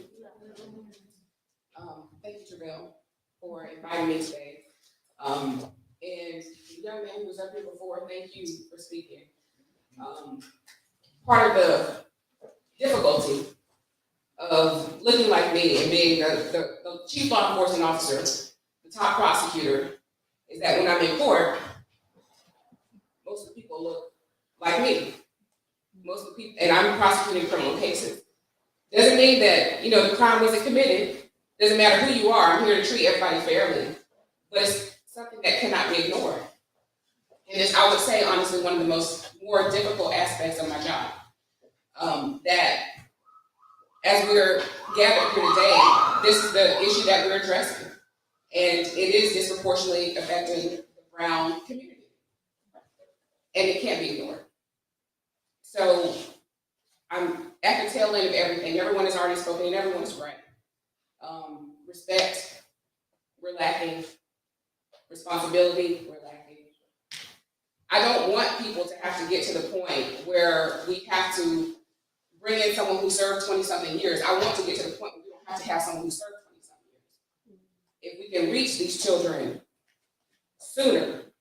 Mr. Parker said he didn't know what an impact he made in someone's life because of a simple statement he made. We need to all make those statements to these kids all the time. All the time. When you see a kid, how often do you tell them you're doing a good job? When you see a child doing something, how often do you say, hey, you probably shouldn't be doing that? How often do we actually take the time and recognize kids for doing those things that they should be doing? I believe in positive reinforcement. When they're doing something well, we need to praise them, uplift them, tell them what they're doing right. Because if we don't, we're not helping. And I think that's part of the issue here. When we talk about these kids going astray and going sideways, it didn't just happen when they were 18. It didn't just happen when they were 16. It didn't just happen when they were 15. And we have to be real about that. We have to be real about the fact that this starts at 5. This starts at 4, right? I have children, when we're prosecuting these cases, we're getting pictures of kids from local elementary schools with the names of local gangs tattooed across their shirt. With a wads of cash, and they're waving it. They don't know what they're doing. It's the adult in their lives, and that goes back to the responsibility. It's parents. I'm not saying it's all parents, because I'm sure you've done everything right. But at the end of the day, we talk about. I see all of these. I feel some kind of way about some of these comments up here. And the reason I say that is because everyone says, okay, we need a movie theater. We need a skating rink. Well, you know what? Let's take New York City. New York City has all of that. High-class museums, skating rinks, everything in the world has to offer, and yet they have one of the highest murder rates in the world, in the country, in the world. So they have all of that. So what's the excuse? So they have those things. Their children have access to skating rinks. Their children have access to museums. Their children have access to everything that our children don't have access to here, and they still have the same issues that we're having. So what's the excuse? It has nothing to do with those things. The chief said we have programs right now that are not being taken advantage of. And so what do we do to fix that? The suggestion is we bring more stuff here. Well, if your child is misbehaving anyway, the thought is to reward them by sending them to the movies or sending them to the skating rink. And let's look at the reality of it. That's what a 2-hour, maybe 3-hour endeavor. That still doesn't make up for all the other time that they have to do other things and fill their time and fill that void. I'm a firm believer in idle mind, idle hands is the devil's playground. My child over there stays busy. Doesn't matter what it is, he's going to be doing something. And I'm going to know where he is because that's my responsibility. My responsibility as an adult, as a parent, as a caregiver, is to know where he is, what he's doing, where he's going, who he's with, whether he likes it or not. Because I'm the adult. That's my job. That's my responsibility. As a prosecutor, it's my job to be fair. It's my job to be equal. And what I see and what I hear, and part of why I ran, is because I want us to do more than just prosecute. It doesn't mean that changes the nature of the job. That is what the job is, and no one is wrong for just wanting to come in and just prosecute cases. But when I see and when I hear that there is more impact that we can do and be a part of, then we're going to do it. So, from what I'm hearing today, we will be starting endeavors where we are partnering up to be mentors. We have to. These are the people we need to look up to in our communities. And we need more brown people to stand up and say, I want to be one of those leaders, right? I'm the first person of color to hold a constitutional office in this city. It's 2021.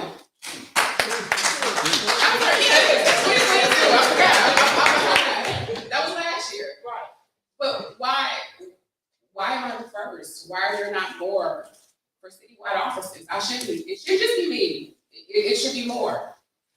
And that's just a testament to the fact that we have to do it and we have to do it together. We have to uplift each other. We can't put each other down. And you're absolutely correct. People do put each other down. And it's a problem in our community especially. You have someone who has a vision and a dream. How quick are people to put you down?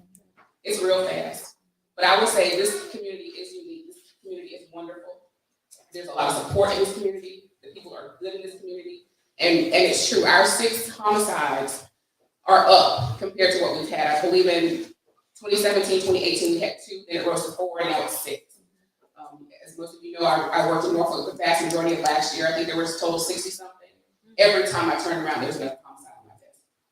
And the impact of that cannot be lost on us either. We are the ones who have to go through those photos. We're the ones who have to meet with the medical examiner to tell us exactly how that bullet ripped through that person's body. We have to look at those pictures over and over and over again. Listen to those 911 calls where someone is screaming in the background. And when we get to court, one of the most challenging parts of our job, as the chief mentioned, is the lack of community. The lack of people who want to come and say something. The lack of people who want to just hide in the corner but they want things to change. You can't have it both ways. You can't expect for something to change and for you not to be a part of the change. We have to all accept that as a responsibility. So I'm here today as your newly elected Commonwealth Attorney telling you that is my promise to you as we go forward. And I've already spoken with Mayor Dubin, I've spoken with Chief Chandler. I've only been in office, 29 days now? And we've already started to discuss these issues before they even came, before I even knew about this forum. We've already been working to try to bring something together for you because we want things to be positive in this community. Realistically speaking, no, there's no way we can avoid a homicide. It would be nice if we could, but biblically speaking, it started in the beginning, right? So we're just trying to make it as good as we can for the city of Suffolk. So as everyone said, you put us here, we're going to be working for you. We're going to be working hard for you. Y'all know where I am. I'm literally right across the street. If you have questions, suggestions, problems, comments, that's where I am. Because we're here to do better. We're here to make better. And so I would just say, let's start by talking to our kids, watching our kids, being responsible for our kids, doing more for and with our kids. With our kids is what's most important. We cannot just give them a screen. We cannot just let them turn on whatever they want to turn on and watch whatever they want, whenever they want, however they want. We don't know what they have access to. And Mayor Dubin is correct. These kids now know more. Some of these 12-year-olds know more than I do about a whole bunch of stuff. And that's not the way it should be. We do want our kids to learn, but at some point we have to take over and say, you know what, this is not for you. This is not appropriate. You as a 14-year-old should not be watching this. You as a 15-year-old should not be hearing this. You as a 16-year-old should not be participating in this. You as an 18-year-old should not be wearing that. We have to do that because we're still parents, we're still adults, and we're the ones responsible. So we have a lot that we can do as parents. That doesn't involve government, that doesn't involve anything else, but I do hear and I do believe that we can start coming together on an ongoing basis so that we can at least get to the root of some of these problems. Because again, it doesn't just start when they're teenagers. It's much, much sooner. So thank you for that. And again, y'all know where I am. Come, let's tap into these resources and work together.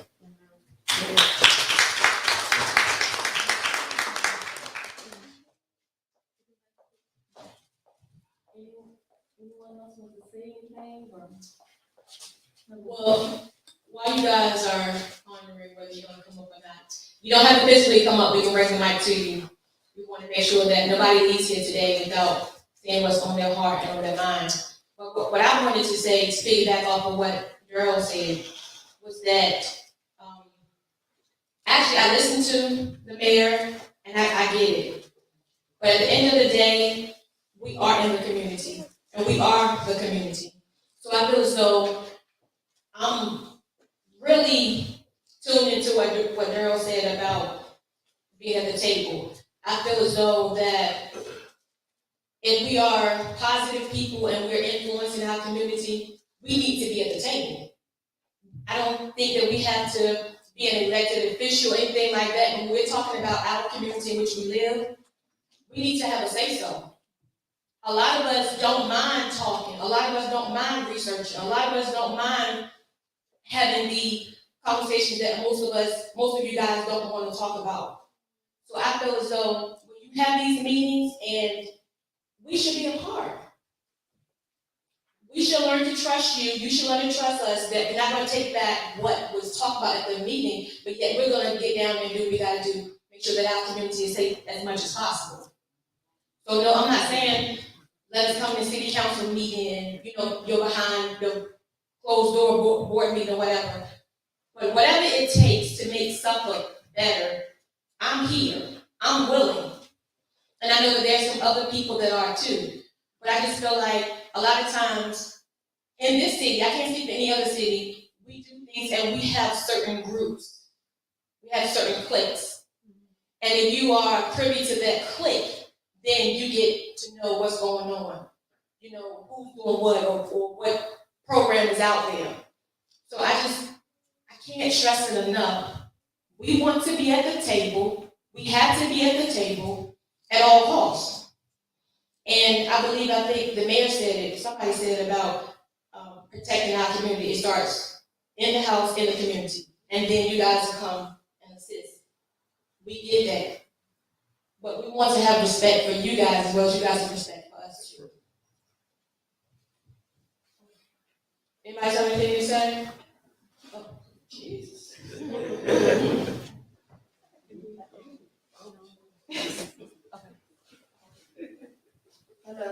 Hello. My name is Libby Gray, and DeAndre Johnson was my nephew. This is my niece, and my sister-in-law. The 26th of February will be 3 years that my nephew has been gone from us. And it seems like yesterday. It's still hard to believe. We still have a process, and we still have not healed. So I understand what Tracy was saying about being on the other end.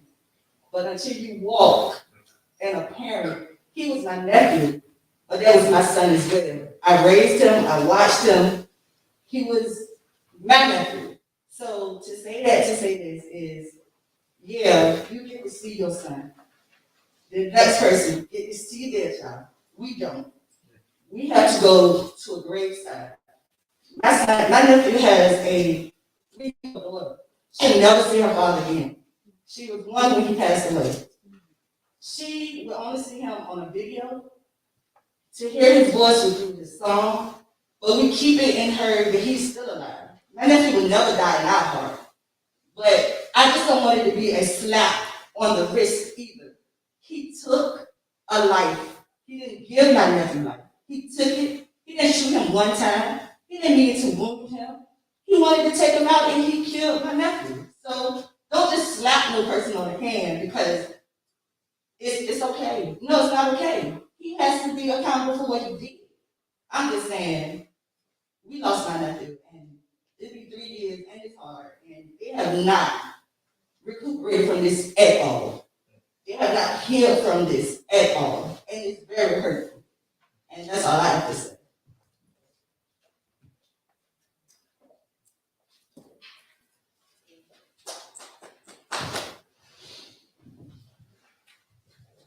Hello. I'm Stacy. I'm Tracy's sister. And I just wanted to say that, think about backing up what I need to say that, that I'm sorry for all the lives that were taken. I don't know how y'all feel or what y'all going through, the sleepless nights. I don't understand that part because I'm not on that side. I do care about them and sympathize with the families that have lost. But I just wanted to get up to say that, they say a lot of it starts at home. Some of that is true, some of that is not. My sister has two sons that's 2 years apart. They are like 90. My oldest nephew. Humble, quiet, everything. And they were both raised by the same female. The same female. When every day when she can go and see her son, she can talk to her son. But she also told him, you have to pay for what you do. She always tells him that she has never been, one thing I can say about my sister, she has never been one of those parents that has got on Facebook or got in there ever said, free my son, why did they give him all these years, why did they do this, why? She never said that. She said him all the time, pay for what you done. But as your mother, I'm going to be here for you. Because she didn't tell him to go out here too. She can't stand across him every day to, when we send our kids out, we don't know what they are doing. Yes, like you said, it's a lot of resources of, children that can get out here and go and get in these programs and they can do this. And like she said, you're not going to tell. I mean, my daughter used to get on me all the time. I said, look, I'm the mother. But you can't follow them everywhere they go. And when they get out here and make mistakes, and like you said, it's like that, she said, when it's the victim side on the people that did it, of the parents of the son or daughter, because it's a lot of women out here killing too. Not just boys, not just me. It's women as well. But when you on both sides, when they have to go, like I said, the process sides, when they have to go start going to court with the child, and and being in this community, you gotta face people like she said all the time, I feel guilty. When when we go, like when Darlene lost her son, my son, we went to her house. And when you on the other end of your child being on this side, and then when you go, it does, you have a sense of guilt about that. Even though he didn't have anything to do with that, but we know her. We don't know what she's going through, because like she said, she could go and see her son and she can't. That's what makes it hard for everyone. We can't blame the parent. Especially if you know that you've done all you can do. And sometimes they just get lost out here in this. That's when they make their own choices, their own decisions, or what they want to do in their life. And it's just hard, and to hear Libby speak, it just said something through me that, like, I mean, you just feel bad all the way around. All the way around. And I mean, thanks Travell for doing this we need to get out and speak more. Like you said, like she spoke, people on Facebook, they commented, but where are they at? Everybody wanted to say, I'm like, when she got up in the comment, when she got up and spoke, I'm reading the comments too, and I'm like, well, where are you at? Why are you not here speaking on how you feel? It's easy to get behind Facebook and type this and put this up there. It's easy to do that. But when you want to get out here and speak, where are you at? Where are you at? Okay. But why are you not here? This is open to the public. Look how many people are in here. But this was open to the public though. Everyone could have came and spoke a voice to help these young men to go down the right path, to show them that it's more to this. Like he spoke, we need, it's kids, but young men are gonna, like he said, because he done been there, they'll listen. That's just like when people go to church and the pastor's speaking. You know, I've been to some, they act like they always went down a straight and narrow road. But when you get up there to somebody that's done been through a lot and they speak, people can relate to that. Well, I understand what he's saying because I done been through that. But don't get up there and try to, because I've been to some, they try to belittle people because they live a certain way or they live in a different neighborhood or they do this. I've seen it. I've seen it, and that's not fair. That's not fair because you can be this today, and then tomorrow, who knows when you may be. Look, we had our first, what they say, Black president. So don't say what you can't do. You know, it's not to make excuses, but it's for everyone, everybody. If everybody want to speak, everybody want to be involved, then it's for everybody. Not just the person that don't been through of losing a loved one or somebody being on the power. Because, I mean, I've been down this road of being on the other side. When my daughter was in a carjacking when she was a year old, and her father killed one of the guys that was involved. She was a year old, and my daughter 31 today. So I've been on this side. And when we went to court for one of the other guys that was involved in it, and I ran in the bathroom and a girl came to me, hugging me. She just embraced me. And I was like, who is that? You know who it was? It was the sister of the boy that my daughter father killed. And she came and hugged me. She hugged me. Because she said, we are all victims. And that touched me. It touched me. That's all I'm going to say.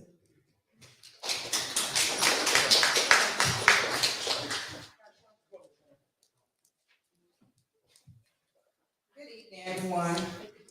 I like to have a word. Stacy had just spoken one word that just shifted my thinking, and the word was loss. And it took me to register and pay for a college course to understand who I am as a Black woman in America. There's not enough knowledge of who we are. We are lost without education. We are lost when our people who raised us aren't able and educated to tell us who we are. And a lot of times we get lost and we listen to and we pick up on every myth. Everything that's spoken in the street is knowledge over what we learn in the textbook because it doesn't resonate with us. It took me to be on the journey to search for myself, who I am. I heard stories about slavery. I heard stories about Jamestown, Williamsburg, but it took me to go on a journey for myself as an adult. These are children that we're speaking of. And yes, we can say it's the parenting, but what education has the parents taken? What education does the parents take? So they're talking about taking out something that was supposed to be added to the school curriculum about Black education or the education of the African. That is very vital and important for our kids to know. I mean, this information helped me. It helped me understand of our royal priesthood, the massacre that took place. And forgive me because it's just emotional time right now that took place, and all the doctors and all the lawyers were, and how we came out of slavery and we built wealth, and then all of it was taken from us again. So this problem is great. It's not just one solution, but education is very important. Feeding our children things that are spiritual, feeding our children things that are positive, instilling in them values. And even if the values that your grandmother gave you, you have something to give back. We all have something of value to give to another life. And even back in the day when my son was growing up, I had no problem approaching the little fellas that he was going around with, corrected them and, pulling them in and having a conversation with them, taking them to the mother house and telling them, Mom, I heard them doing this and I seen them doing that. And I just wanted to bring it to your attention. I dare not do that in this day and time.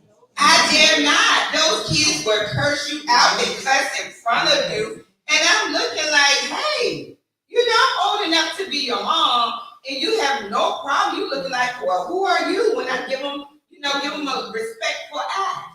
So I dare not. But much prayer is needed, and just all of us doing our parts in our household, reaching out to outside of our household to our family members. We all have cousins, nieces, nephews who will listen to us.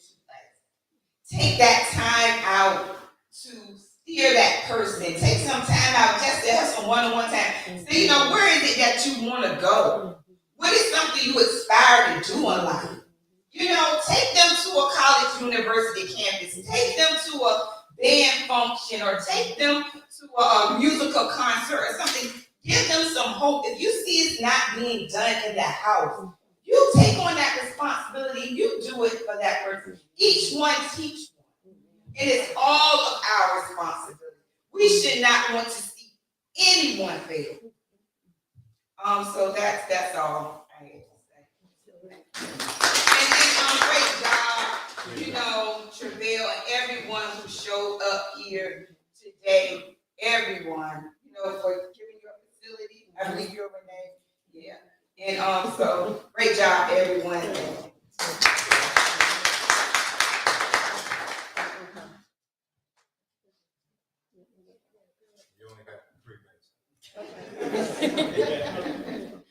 I won't be long, I swear. But just to introduce me and my husband, this is Jeffrey Townsend. He's served 36 years in the Army, and he's about to retire. One day.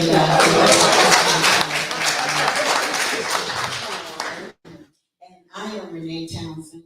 I was not born and reared here. I was born and raised in Chicago. And I met my husband from Chuckatuck. Where is that? But anyway, I'm retired from the military too, CW4 in the United States Army. And I'm also retired from Suffolk Public Schools. 26 years at Suffolk Public Schools and 24 in the Army. And I just want to thank the parents who had the courage to speak today on your situation. I want to thank the Chief of Police, Mr. Chandler, and I want to thank the Mayor, Mr. Dooman, and I want to thank the Commonwealth Attorney's plea, and congratulations on your appointment. Ms. Jones, CIS, Suffolk Police, she came to my classroom when I was teaching at Kingford High, and one of my students expired, and she doesn't know she was left in, but he's one in her position now, and he just said, oh, Ms. Townsend, I can't remember when you had Ms. Jones come to your class. So, with that being said, I want to thank Travell and the Wait Again Minute for bringing this awareness to injustice and non-injustice problems which plague the Black community. I truly pray that your organization continue to be blessed. I want to thank the concerned citizens for attending this forum at Renee's Celebration Center. And I invite you to come to Renee's Restaurant and Lounge, which is right down the street.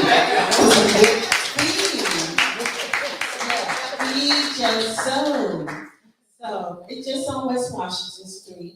And thank you all, and God bless you all. And I didn't know about Give Back to the Block. And I want to thank you for doing that. That is really an honorable position that you're in. I hope God guides your feet and your steps to make sure you do give back. And we need this so much. And people want to blame it on the parents, but I tell you, in 24 years with Suffolk Public Schools, I've met parents. And the parents is there doing what they need to do. And I still have these boys and these girls doing what they want to do. So, and I take them under my wing, and like she said, teach them, reach one, teach one. But eventually, I know I did. I got burned out. Yes, I got burned out because it seems like you were in it by yourself. In it by yourself. And that is not what I want to do. So now I'm approaching 60 years, my birthday. So I just want to just relax and just live life, you know. And I just, so these 2 retirements did me good. They did me really good. And I just want to thank the citizens of Suffolk and thank you all for being here.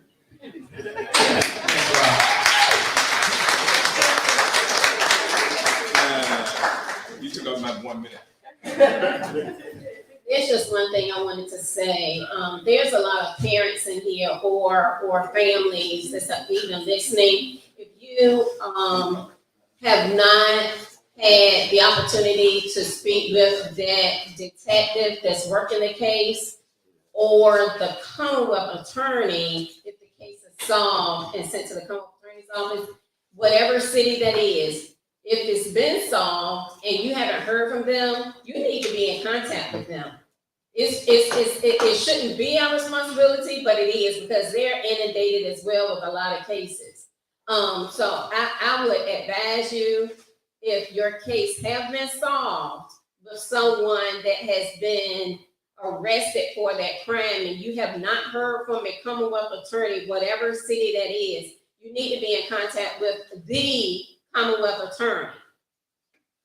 And secondly, if your case has not been solved and it's been 2 or 3 years, you need to be in contact with the police department of where that incident occurred. And the reason I'm telling you that is because, like for my son's case that happened 7 years ago, his case is not with the original detective. It's with another detective. And so you need to be in contact because sometimes the detectives might retire, they might move on to bigger and better things, you just never know. So it's good that you are in contact because that's your family member. You need to be in contact with that detective. And again, if you want to be a part of our Suffolk advocacy group, we also have Christian counselors that are there to assist you as well, and they come free of charge. Thank you. Okay, anyone else? I think we're about to wrap it up. Anybody have anything else to say? I don't want y'all to leave and then go home and be like, oh man, I gotta say something. Because if you watch the podcast and you know that you can say and be you at all times. Nobody, Ro, you got anything you want to say? Like a mentor, if y'all need some of you kids mentors, we're in most of the public schools. You can find on Facebook. We've been in some public schools for 7 years now. A lot of kids already graduated. We specifically fill out mentor for kids that are having problems behavior or with their academics. So you can find us on Facebook. You can look up myself, Go Hard, or Dominic Else on LA Hill. Like management or where. I just want to thank you guys for coming out. Oh, we have some. Hey, I wasn't gonna say that. I don't like talking to other people, but God said, get over about this week. My name is Addis Bradley. I'm from Suffolk, born and raised, graduated from Lakeland. I think my classmates in here. I live in Newport News now, though, and I have a ministry. It's called A Young Black Man and Street Ministry. And what I do is I go to crime scenes in my city, and Chief Drew would get on me sometimes, but he cool with it though. And what I do is I give out Bibles, I chat with them and pray, and God just had me to just to go out there and just to see. And about a month or so afterwards, I started giving out Bibles at the crime scenes because at first I used to just go pray. And, cause God was just showing me that it's like so much anger when you go out there to the crime scenes, because you see the friends and the families, and it's just, you can just see it. They don't have to say nothing, you can see the countenance on their face. And so, and it's amazing, I just know, it's God.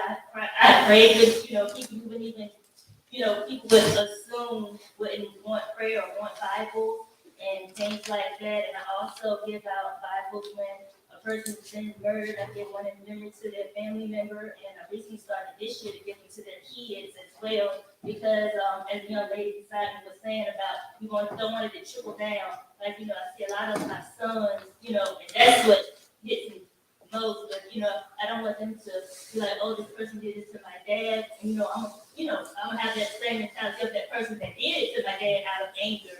And the enemy just planting seeds. So the enemy plant seeds into the kids. And so that's another thing that I do. And because God just gave me the heart for those that murder and shoot. And my son is still be 23 next month, but when he was 15, 16, I had my house shut up. A couple of days later after that, I heard the bullets that were trying to take his life. And God said, I want you to pray for those that tried to kill your son. It was the hardest thing that I had to do ever, but once I started, I prayed because I was praying out of selfishness at first, because praying for those that did it, because I wanted God to, watch out for my son. But then my heart started changing, like to really wanted to pray for those, whoever it was that did it, and pray for them to change and to turn their lives to Christ. And so that's why I believe God gave me a heart for that. I didn't understand it at first, but now, many years later, I see.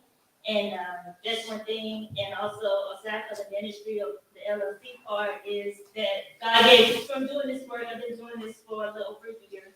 And God started downloading things into me, and He gave me a curriculum. I wrote it out and things like that. I got to get it copyrighted, because He revealed that there are roots into those that do the murder, do the shooting. He revealed like roots that need to be uprooted. Things need to be uprooted for them not to want to get out here and kill, for them not to want to shoot and things like that needs to be addressed and things like that. But I just, like you said, don't get home and be like, oh, I should have said. So I said, I just go ahead and get up and just tell a little bit about my ministry and things like that. Well, if nobody has anything to say, I got to plug. Okay. Yeah, my name is Andrew Scott. I just want to say today, I listened today. It was a very good meeting, but it's just like I tell people, you got to put feet to your prayers. There's more to it than just praying and saying we pray to God. We got to put feet to our prayers. Now listen today, and I will say that I heard the mayor say, and I heard the police chief say that we don't have the problem other cities have. But if we're not careful, if we don't watch our words, we will have those same problems. The main thing is that we have to learn to deal with anger within ourselves.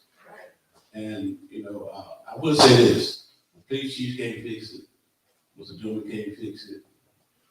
It's gonna take us collectively working together to solve this problem. The little problem that we are having. But what we have to do, we have to change our way of thinking. I remember growing up as a kid. I think a lot of the situations that we deal with today, and I heard that, I can't think of the position she said she is, but, growing up, we were poor and didn't know it. You know what I mean? We were poor and didn't know it, but we loved each other. We looked out for each other. We took care of each other. We spoke with each other. Somewhere along the way, prosperity has changed us. We don't speak to each other. Because we got a little bit of money. Money don't mean nothing if you don't have love. You know what I mean? And this what will fix the problem is that, just because you got something don't make you better than somebody else. What we have to learn to do is reach out to those the less fortunate that we are to help them to get to the next level. We have some things in place that I try to do in the community. I don't really have the money, I don't have the money to do it, but I have the resources to get the people to help our people out. We can't blame other folks for being where we are. But I will say this today, that when we leave these meetings, it's one thing to come to these meetings and talk. It's a whole different ballgame to leave out of here and do something about what's going on. I have been on both, I'm on both sides of the fence when it comes to dealing with families. I pastor a church in Portsmouth. I know Mr. Townsend, his dad and I were preaching and stuff together for years. But let me tell you what I mean by that, is that, I've been on both sides. I used to do what they call the prison ministry. I go down to the jail and talk to young men in jail. But let me tell you something, when I first went down there to do it, what was very disturbing, and somebody said that here today, is where are the men? Let me tell you what bothered me when I first started doing prison ministry down the regional jail. When I went to sign up for it, the guy that was in charge of the jail, he told me there was 970 some prisoners in the regional jail. 750 of them were black. That ain't what bothered me. You know what bothered me? I'm standing up and saying this. What bothered me was the men that were going around in prison ministry work. They weren't black men that were going in there talking to these brothers. It was 7 older white men that were going out there, and I was the only black that was down there that was talking to them. You know what happened? The brother that got up and spoke earlier, I agreed with him 100%. You know why I can go in there and talk to them dudes? Because I wasn't scared of them. You know why? Because what they did, I did the same thing, I just didn't get caught. But here's the thing, though, right? So when I used to go in there and talk to them, right, I used to ask them. So they used to give me this little book to go in and talk to them about. I told them, man, I said, look, man, I ain't a book guy. I'm a street guy. I said, I'm going to talk to them straight from the heart. Right. So what I asked the brother when I was down there, I said, what you going to do when you get out of here if you won't come back in here? Most of the people, most of the guys that's locked up in jail, that were in jail, they're afraid of what's going to happen to them when they get out. They can't find a job because they're felons, different things like that. And let me tell you what happened to me. I thought I'm a pastor, so let me tell you what happened to me. It really changed my life, my way of thinking. I do things in the community to try to help people. And this is what happened. I was on East Washington Street one day, right in front of this church, East End Church, restaurant there, and they had some good soul food, and I wanted to go in there and get it. I drove my car down there, and when I got there, I saw these guys in front of the restaurant. They were talking trash and they were drinking, and I didn't want to get out of my car. And the Lord spoke to me and told me, he said, what's wrong with you? He said, you're afraid of who you used to be. What's killing us is fear. We're scared to stand up and let the young people know that they ain't got to do what they got to do. We have a responsibility to these young people to reach out to them. And please, Chief, the thing you said earlier about what the city of Suffolk has on these programs. The only thing about these programs is though, the people that's making $78 an hour can't afford to pay to go to the program. Free. Right. Some of them are, but some of them are not. I've been involved in them. So what I try to do is, I don't have the resource. I don't have the money, but I have the resource. I get Mr. Doom. I talk to him. I ain't trying to tell you all the business, but I'm just keeping it real. You know, I said, Mr. Doom, Mr. Doom, I got 10 kids in the program. You know, I ain't got the money. You know, I got you. He pays for these kids to go to their programs. So don't ever say what your kid can't do. I work at Mike coming out and said, you can call me. I pray to God, and God talk to us. I try to get y'all some money. Listen. I'm glad y'all laughing. Laughing is good for us. You know what I mean? But I'm trying to get you to understand that just because you get somewhere in life, don't think you're too good to reach out and get help somebody else out your project. Listen. Until we change our way of thinking and want to come out of these situations that we're in, I'm going to run somebody real quick and I'm not taking some time. But I said I was talking about So I'm telling y'all about changing your way of thinking. Right? John F. Kennedy High School. John F. Kennedy High School, old high school that I went to, right? They want to tear that school down, tear King Forest Lynn down, and be a one big school. Somewhere to get the bust our kids out of these projects so they can see something different and have something nice. But you know what the problem is? Our way of thinking. We don't want to come out of the community. We got people that's fighting against it. You know what they told me? Well, the thing about it is we can take Kennedy and make it something else, make it a recreation center or something, have somewhere for the kids to go. But listen to this. But here's the key to that. If we build this place a recreation center, if we don't change our way of thinking, what they're going to do, they're going to start killing that Kennedy. So we got to change our way of thinking so we can have something better. You follow what I'm saying? So we got to get out and support these ideas that are going on. Somebody told me, said, why you want Kennedy to it unless your alma mater? Man, they ain't been back there since I left there. What do I care about John F. Kennedy name? But if you get a rec center there, have something nice there that our kids can go to so we can have something nice for our kids once we change our way of thinking.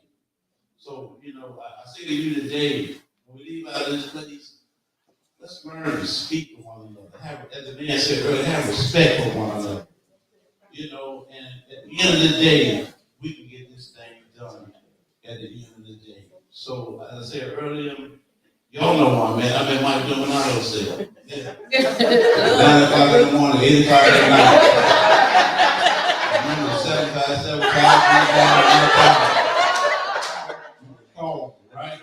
I mean, if you got a legit program or something you want to do, I mean, I get called all the time. He reaches out and help, not only him, but we got other people that does it as well.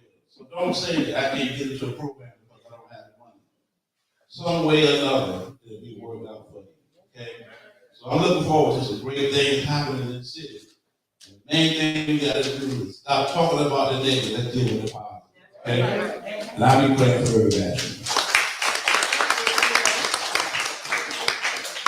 I believe that'll be it. But before I say my little comments.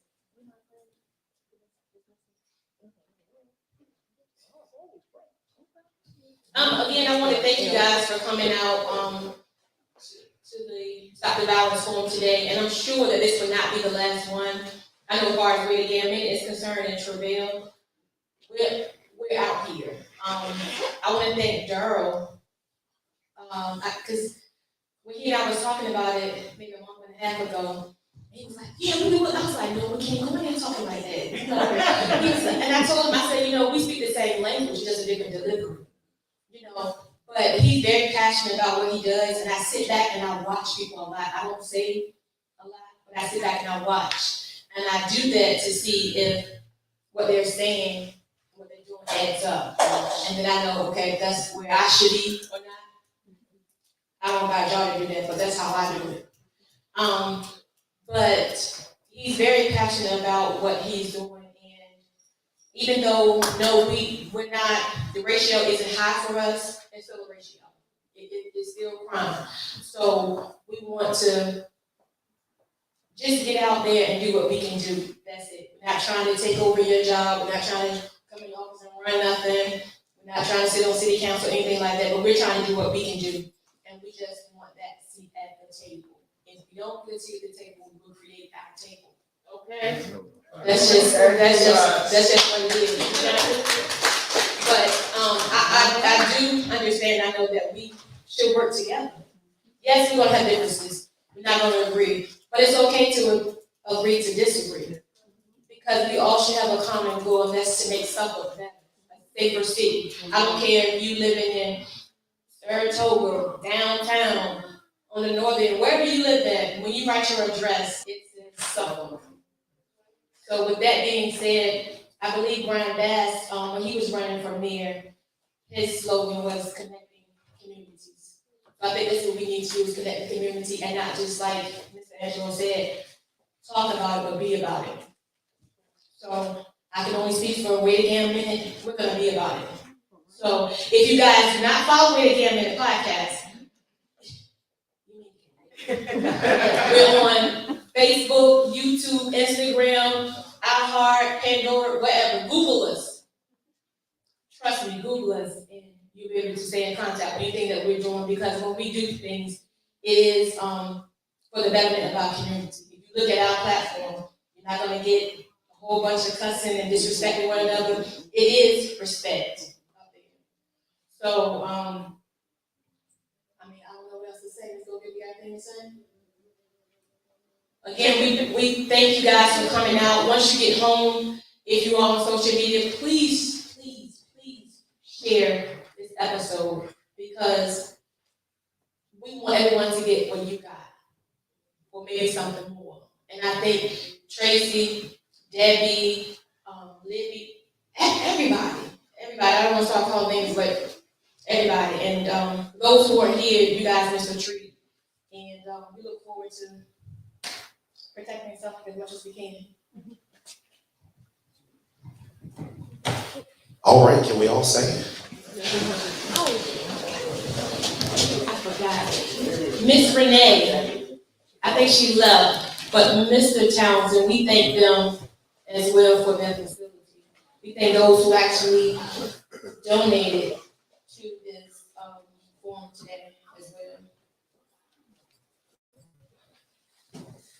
Let us pray. Lord God, we thank you for this time of conversation. We thank you, God, for the things that have been said and the people that have spoken. God, we thank you for the hearts that have been poured out in this place today. Lord God, we ask a special blessing on those families that are broken because someone is missing. Be it that they are home with you, or be it that they are incarcerated, God. We're asking you now for those families to receive that peace that surpasses all understanding, that only you can provide. Lord God, as we begin to leave this place, but never your presence, we ask, God, that you send us out of this place with newfound vigor and newfound excitement to protect our city, that we may see more love, that we may see more comfort and more peace.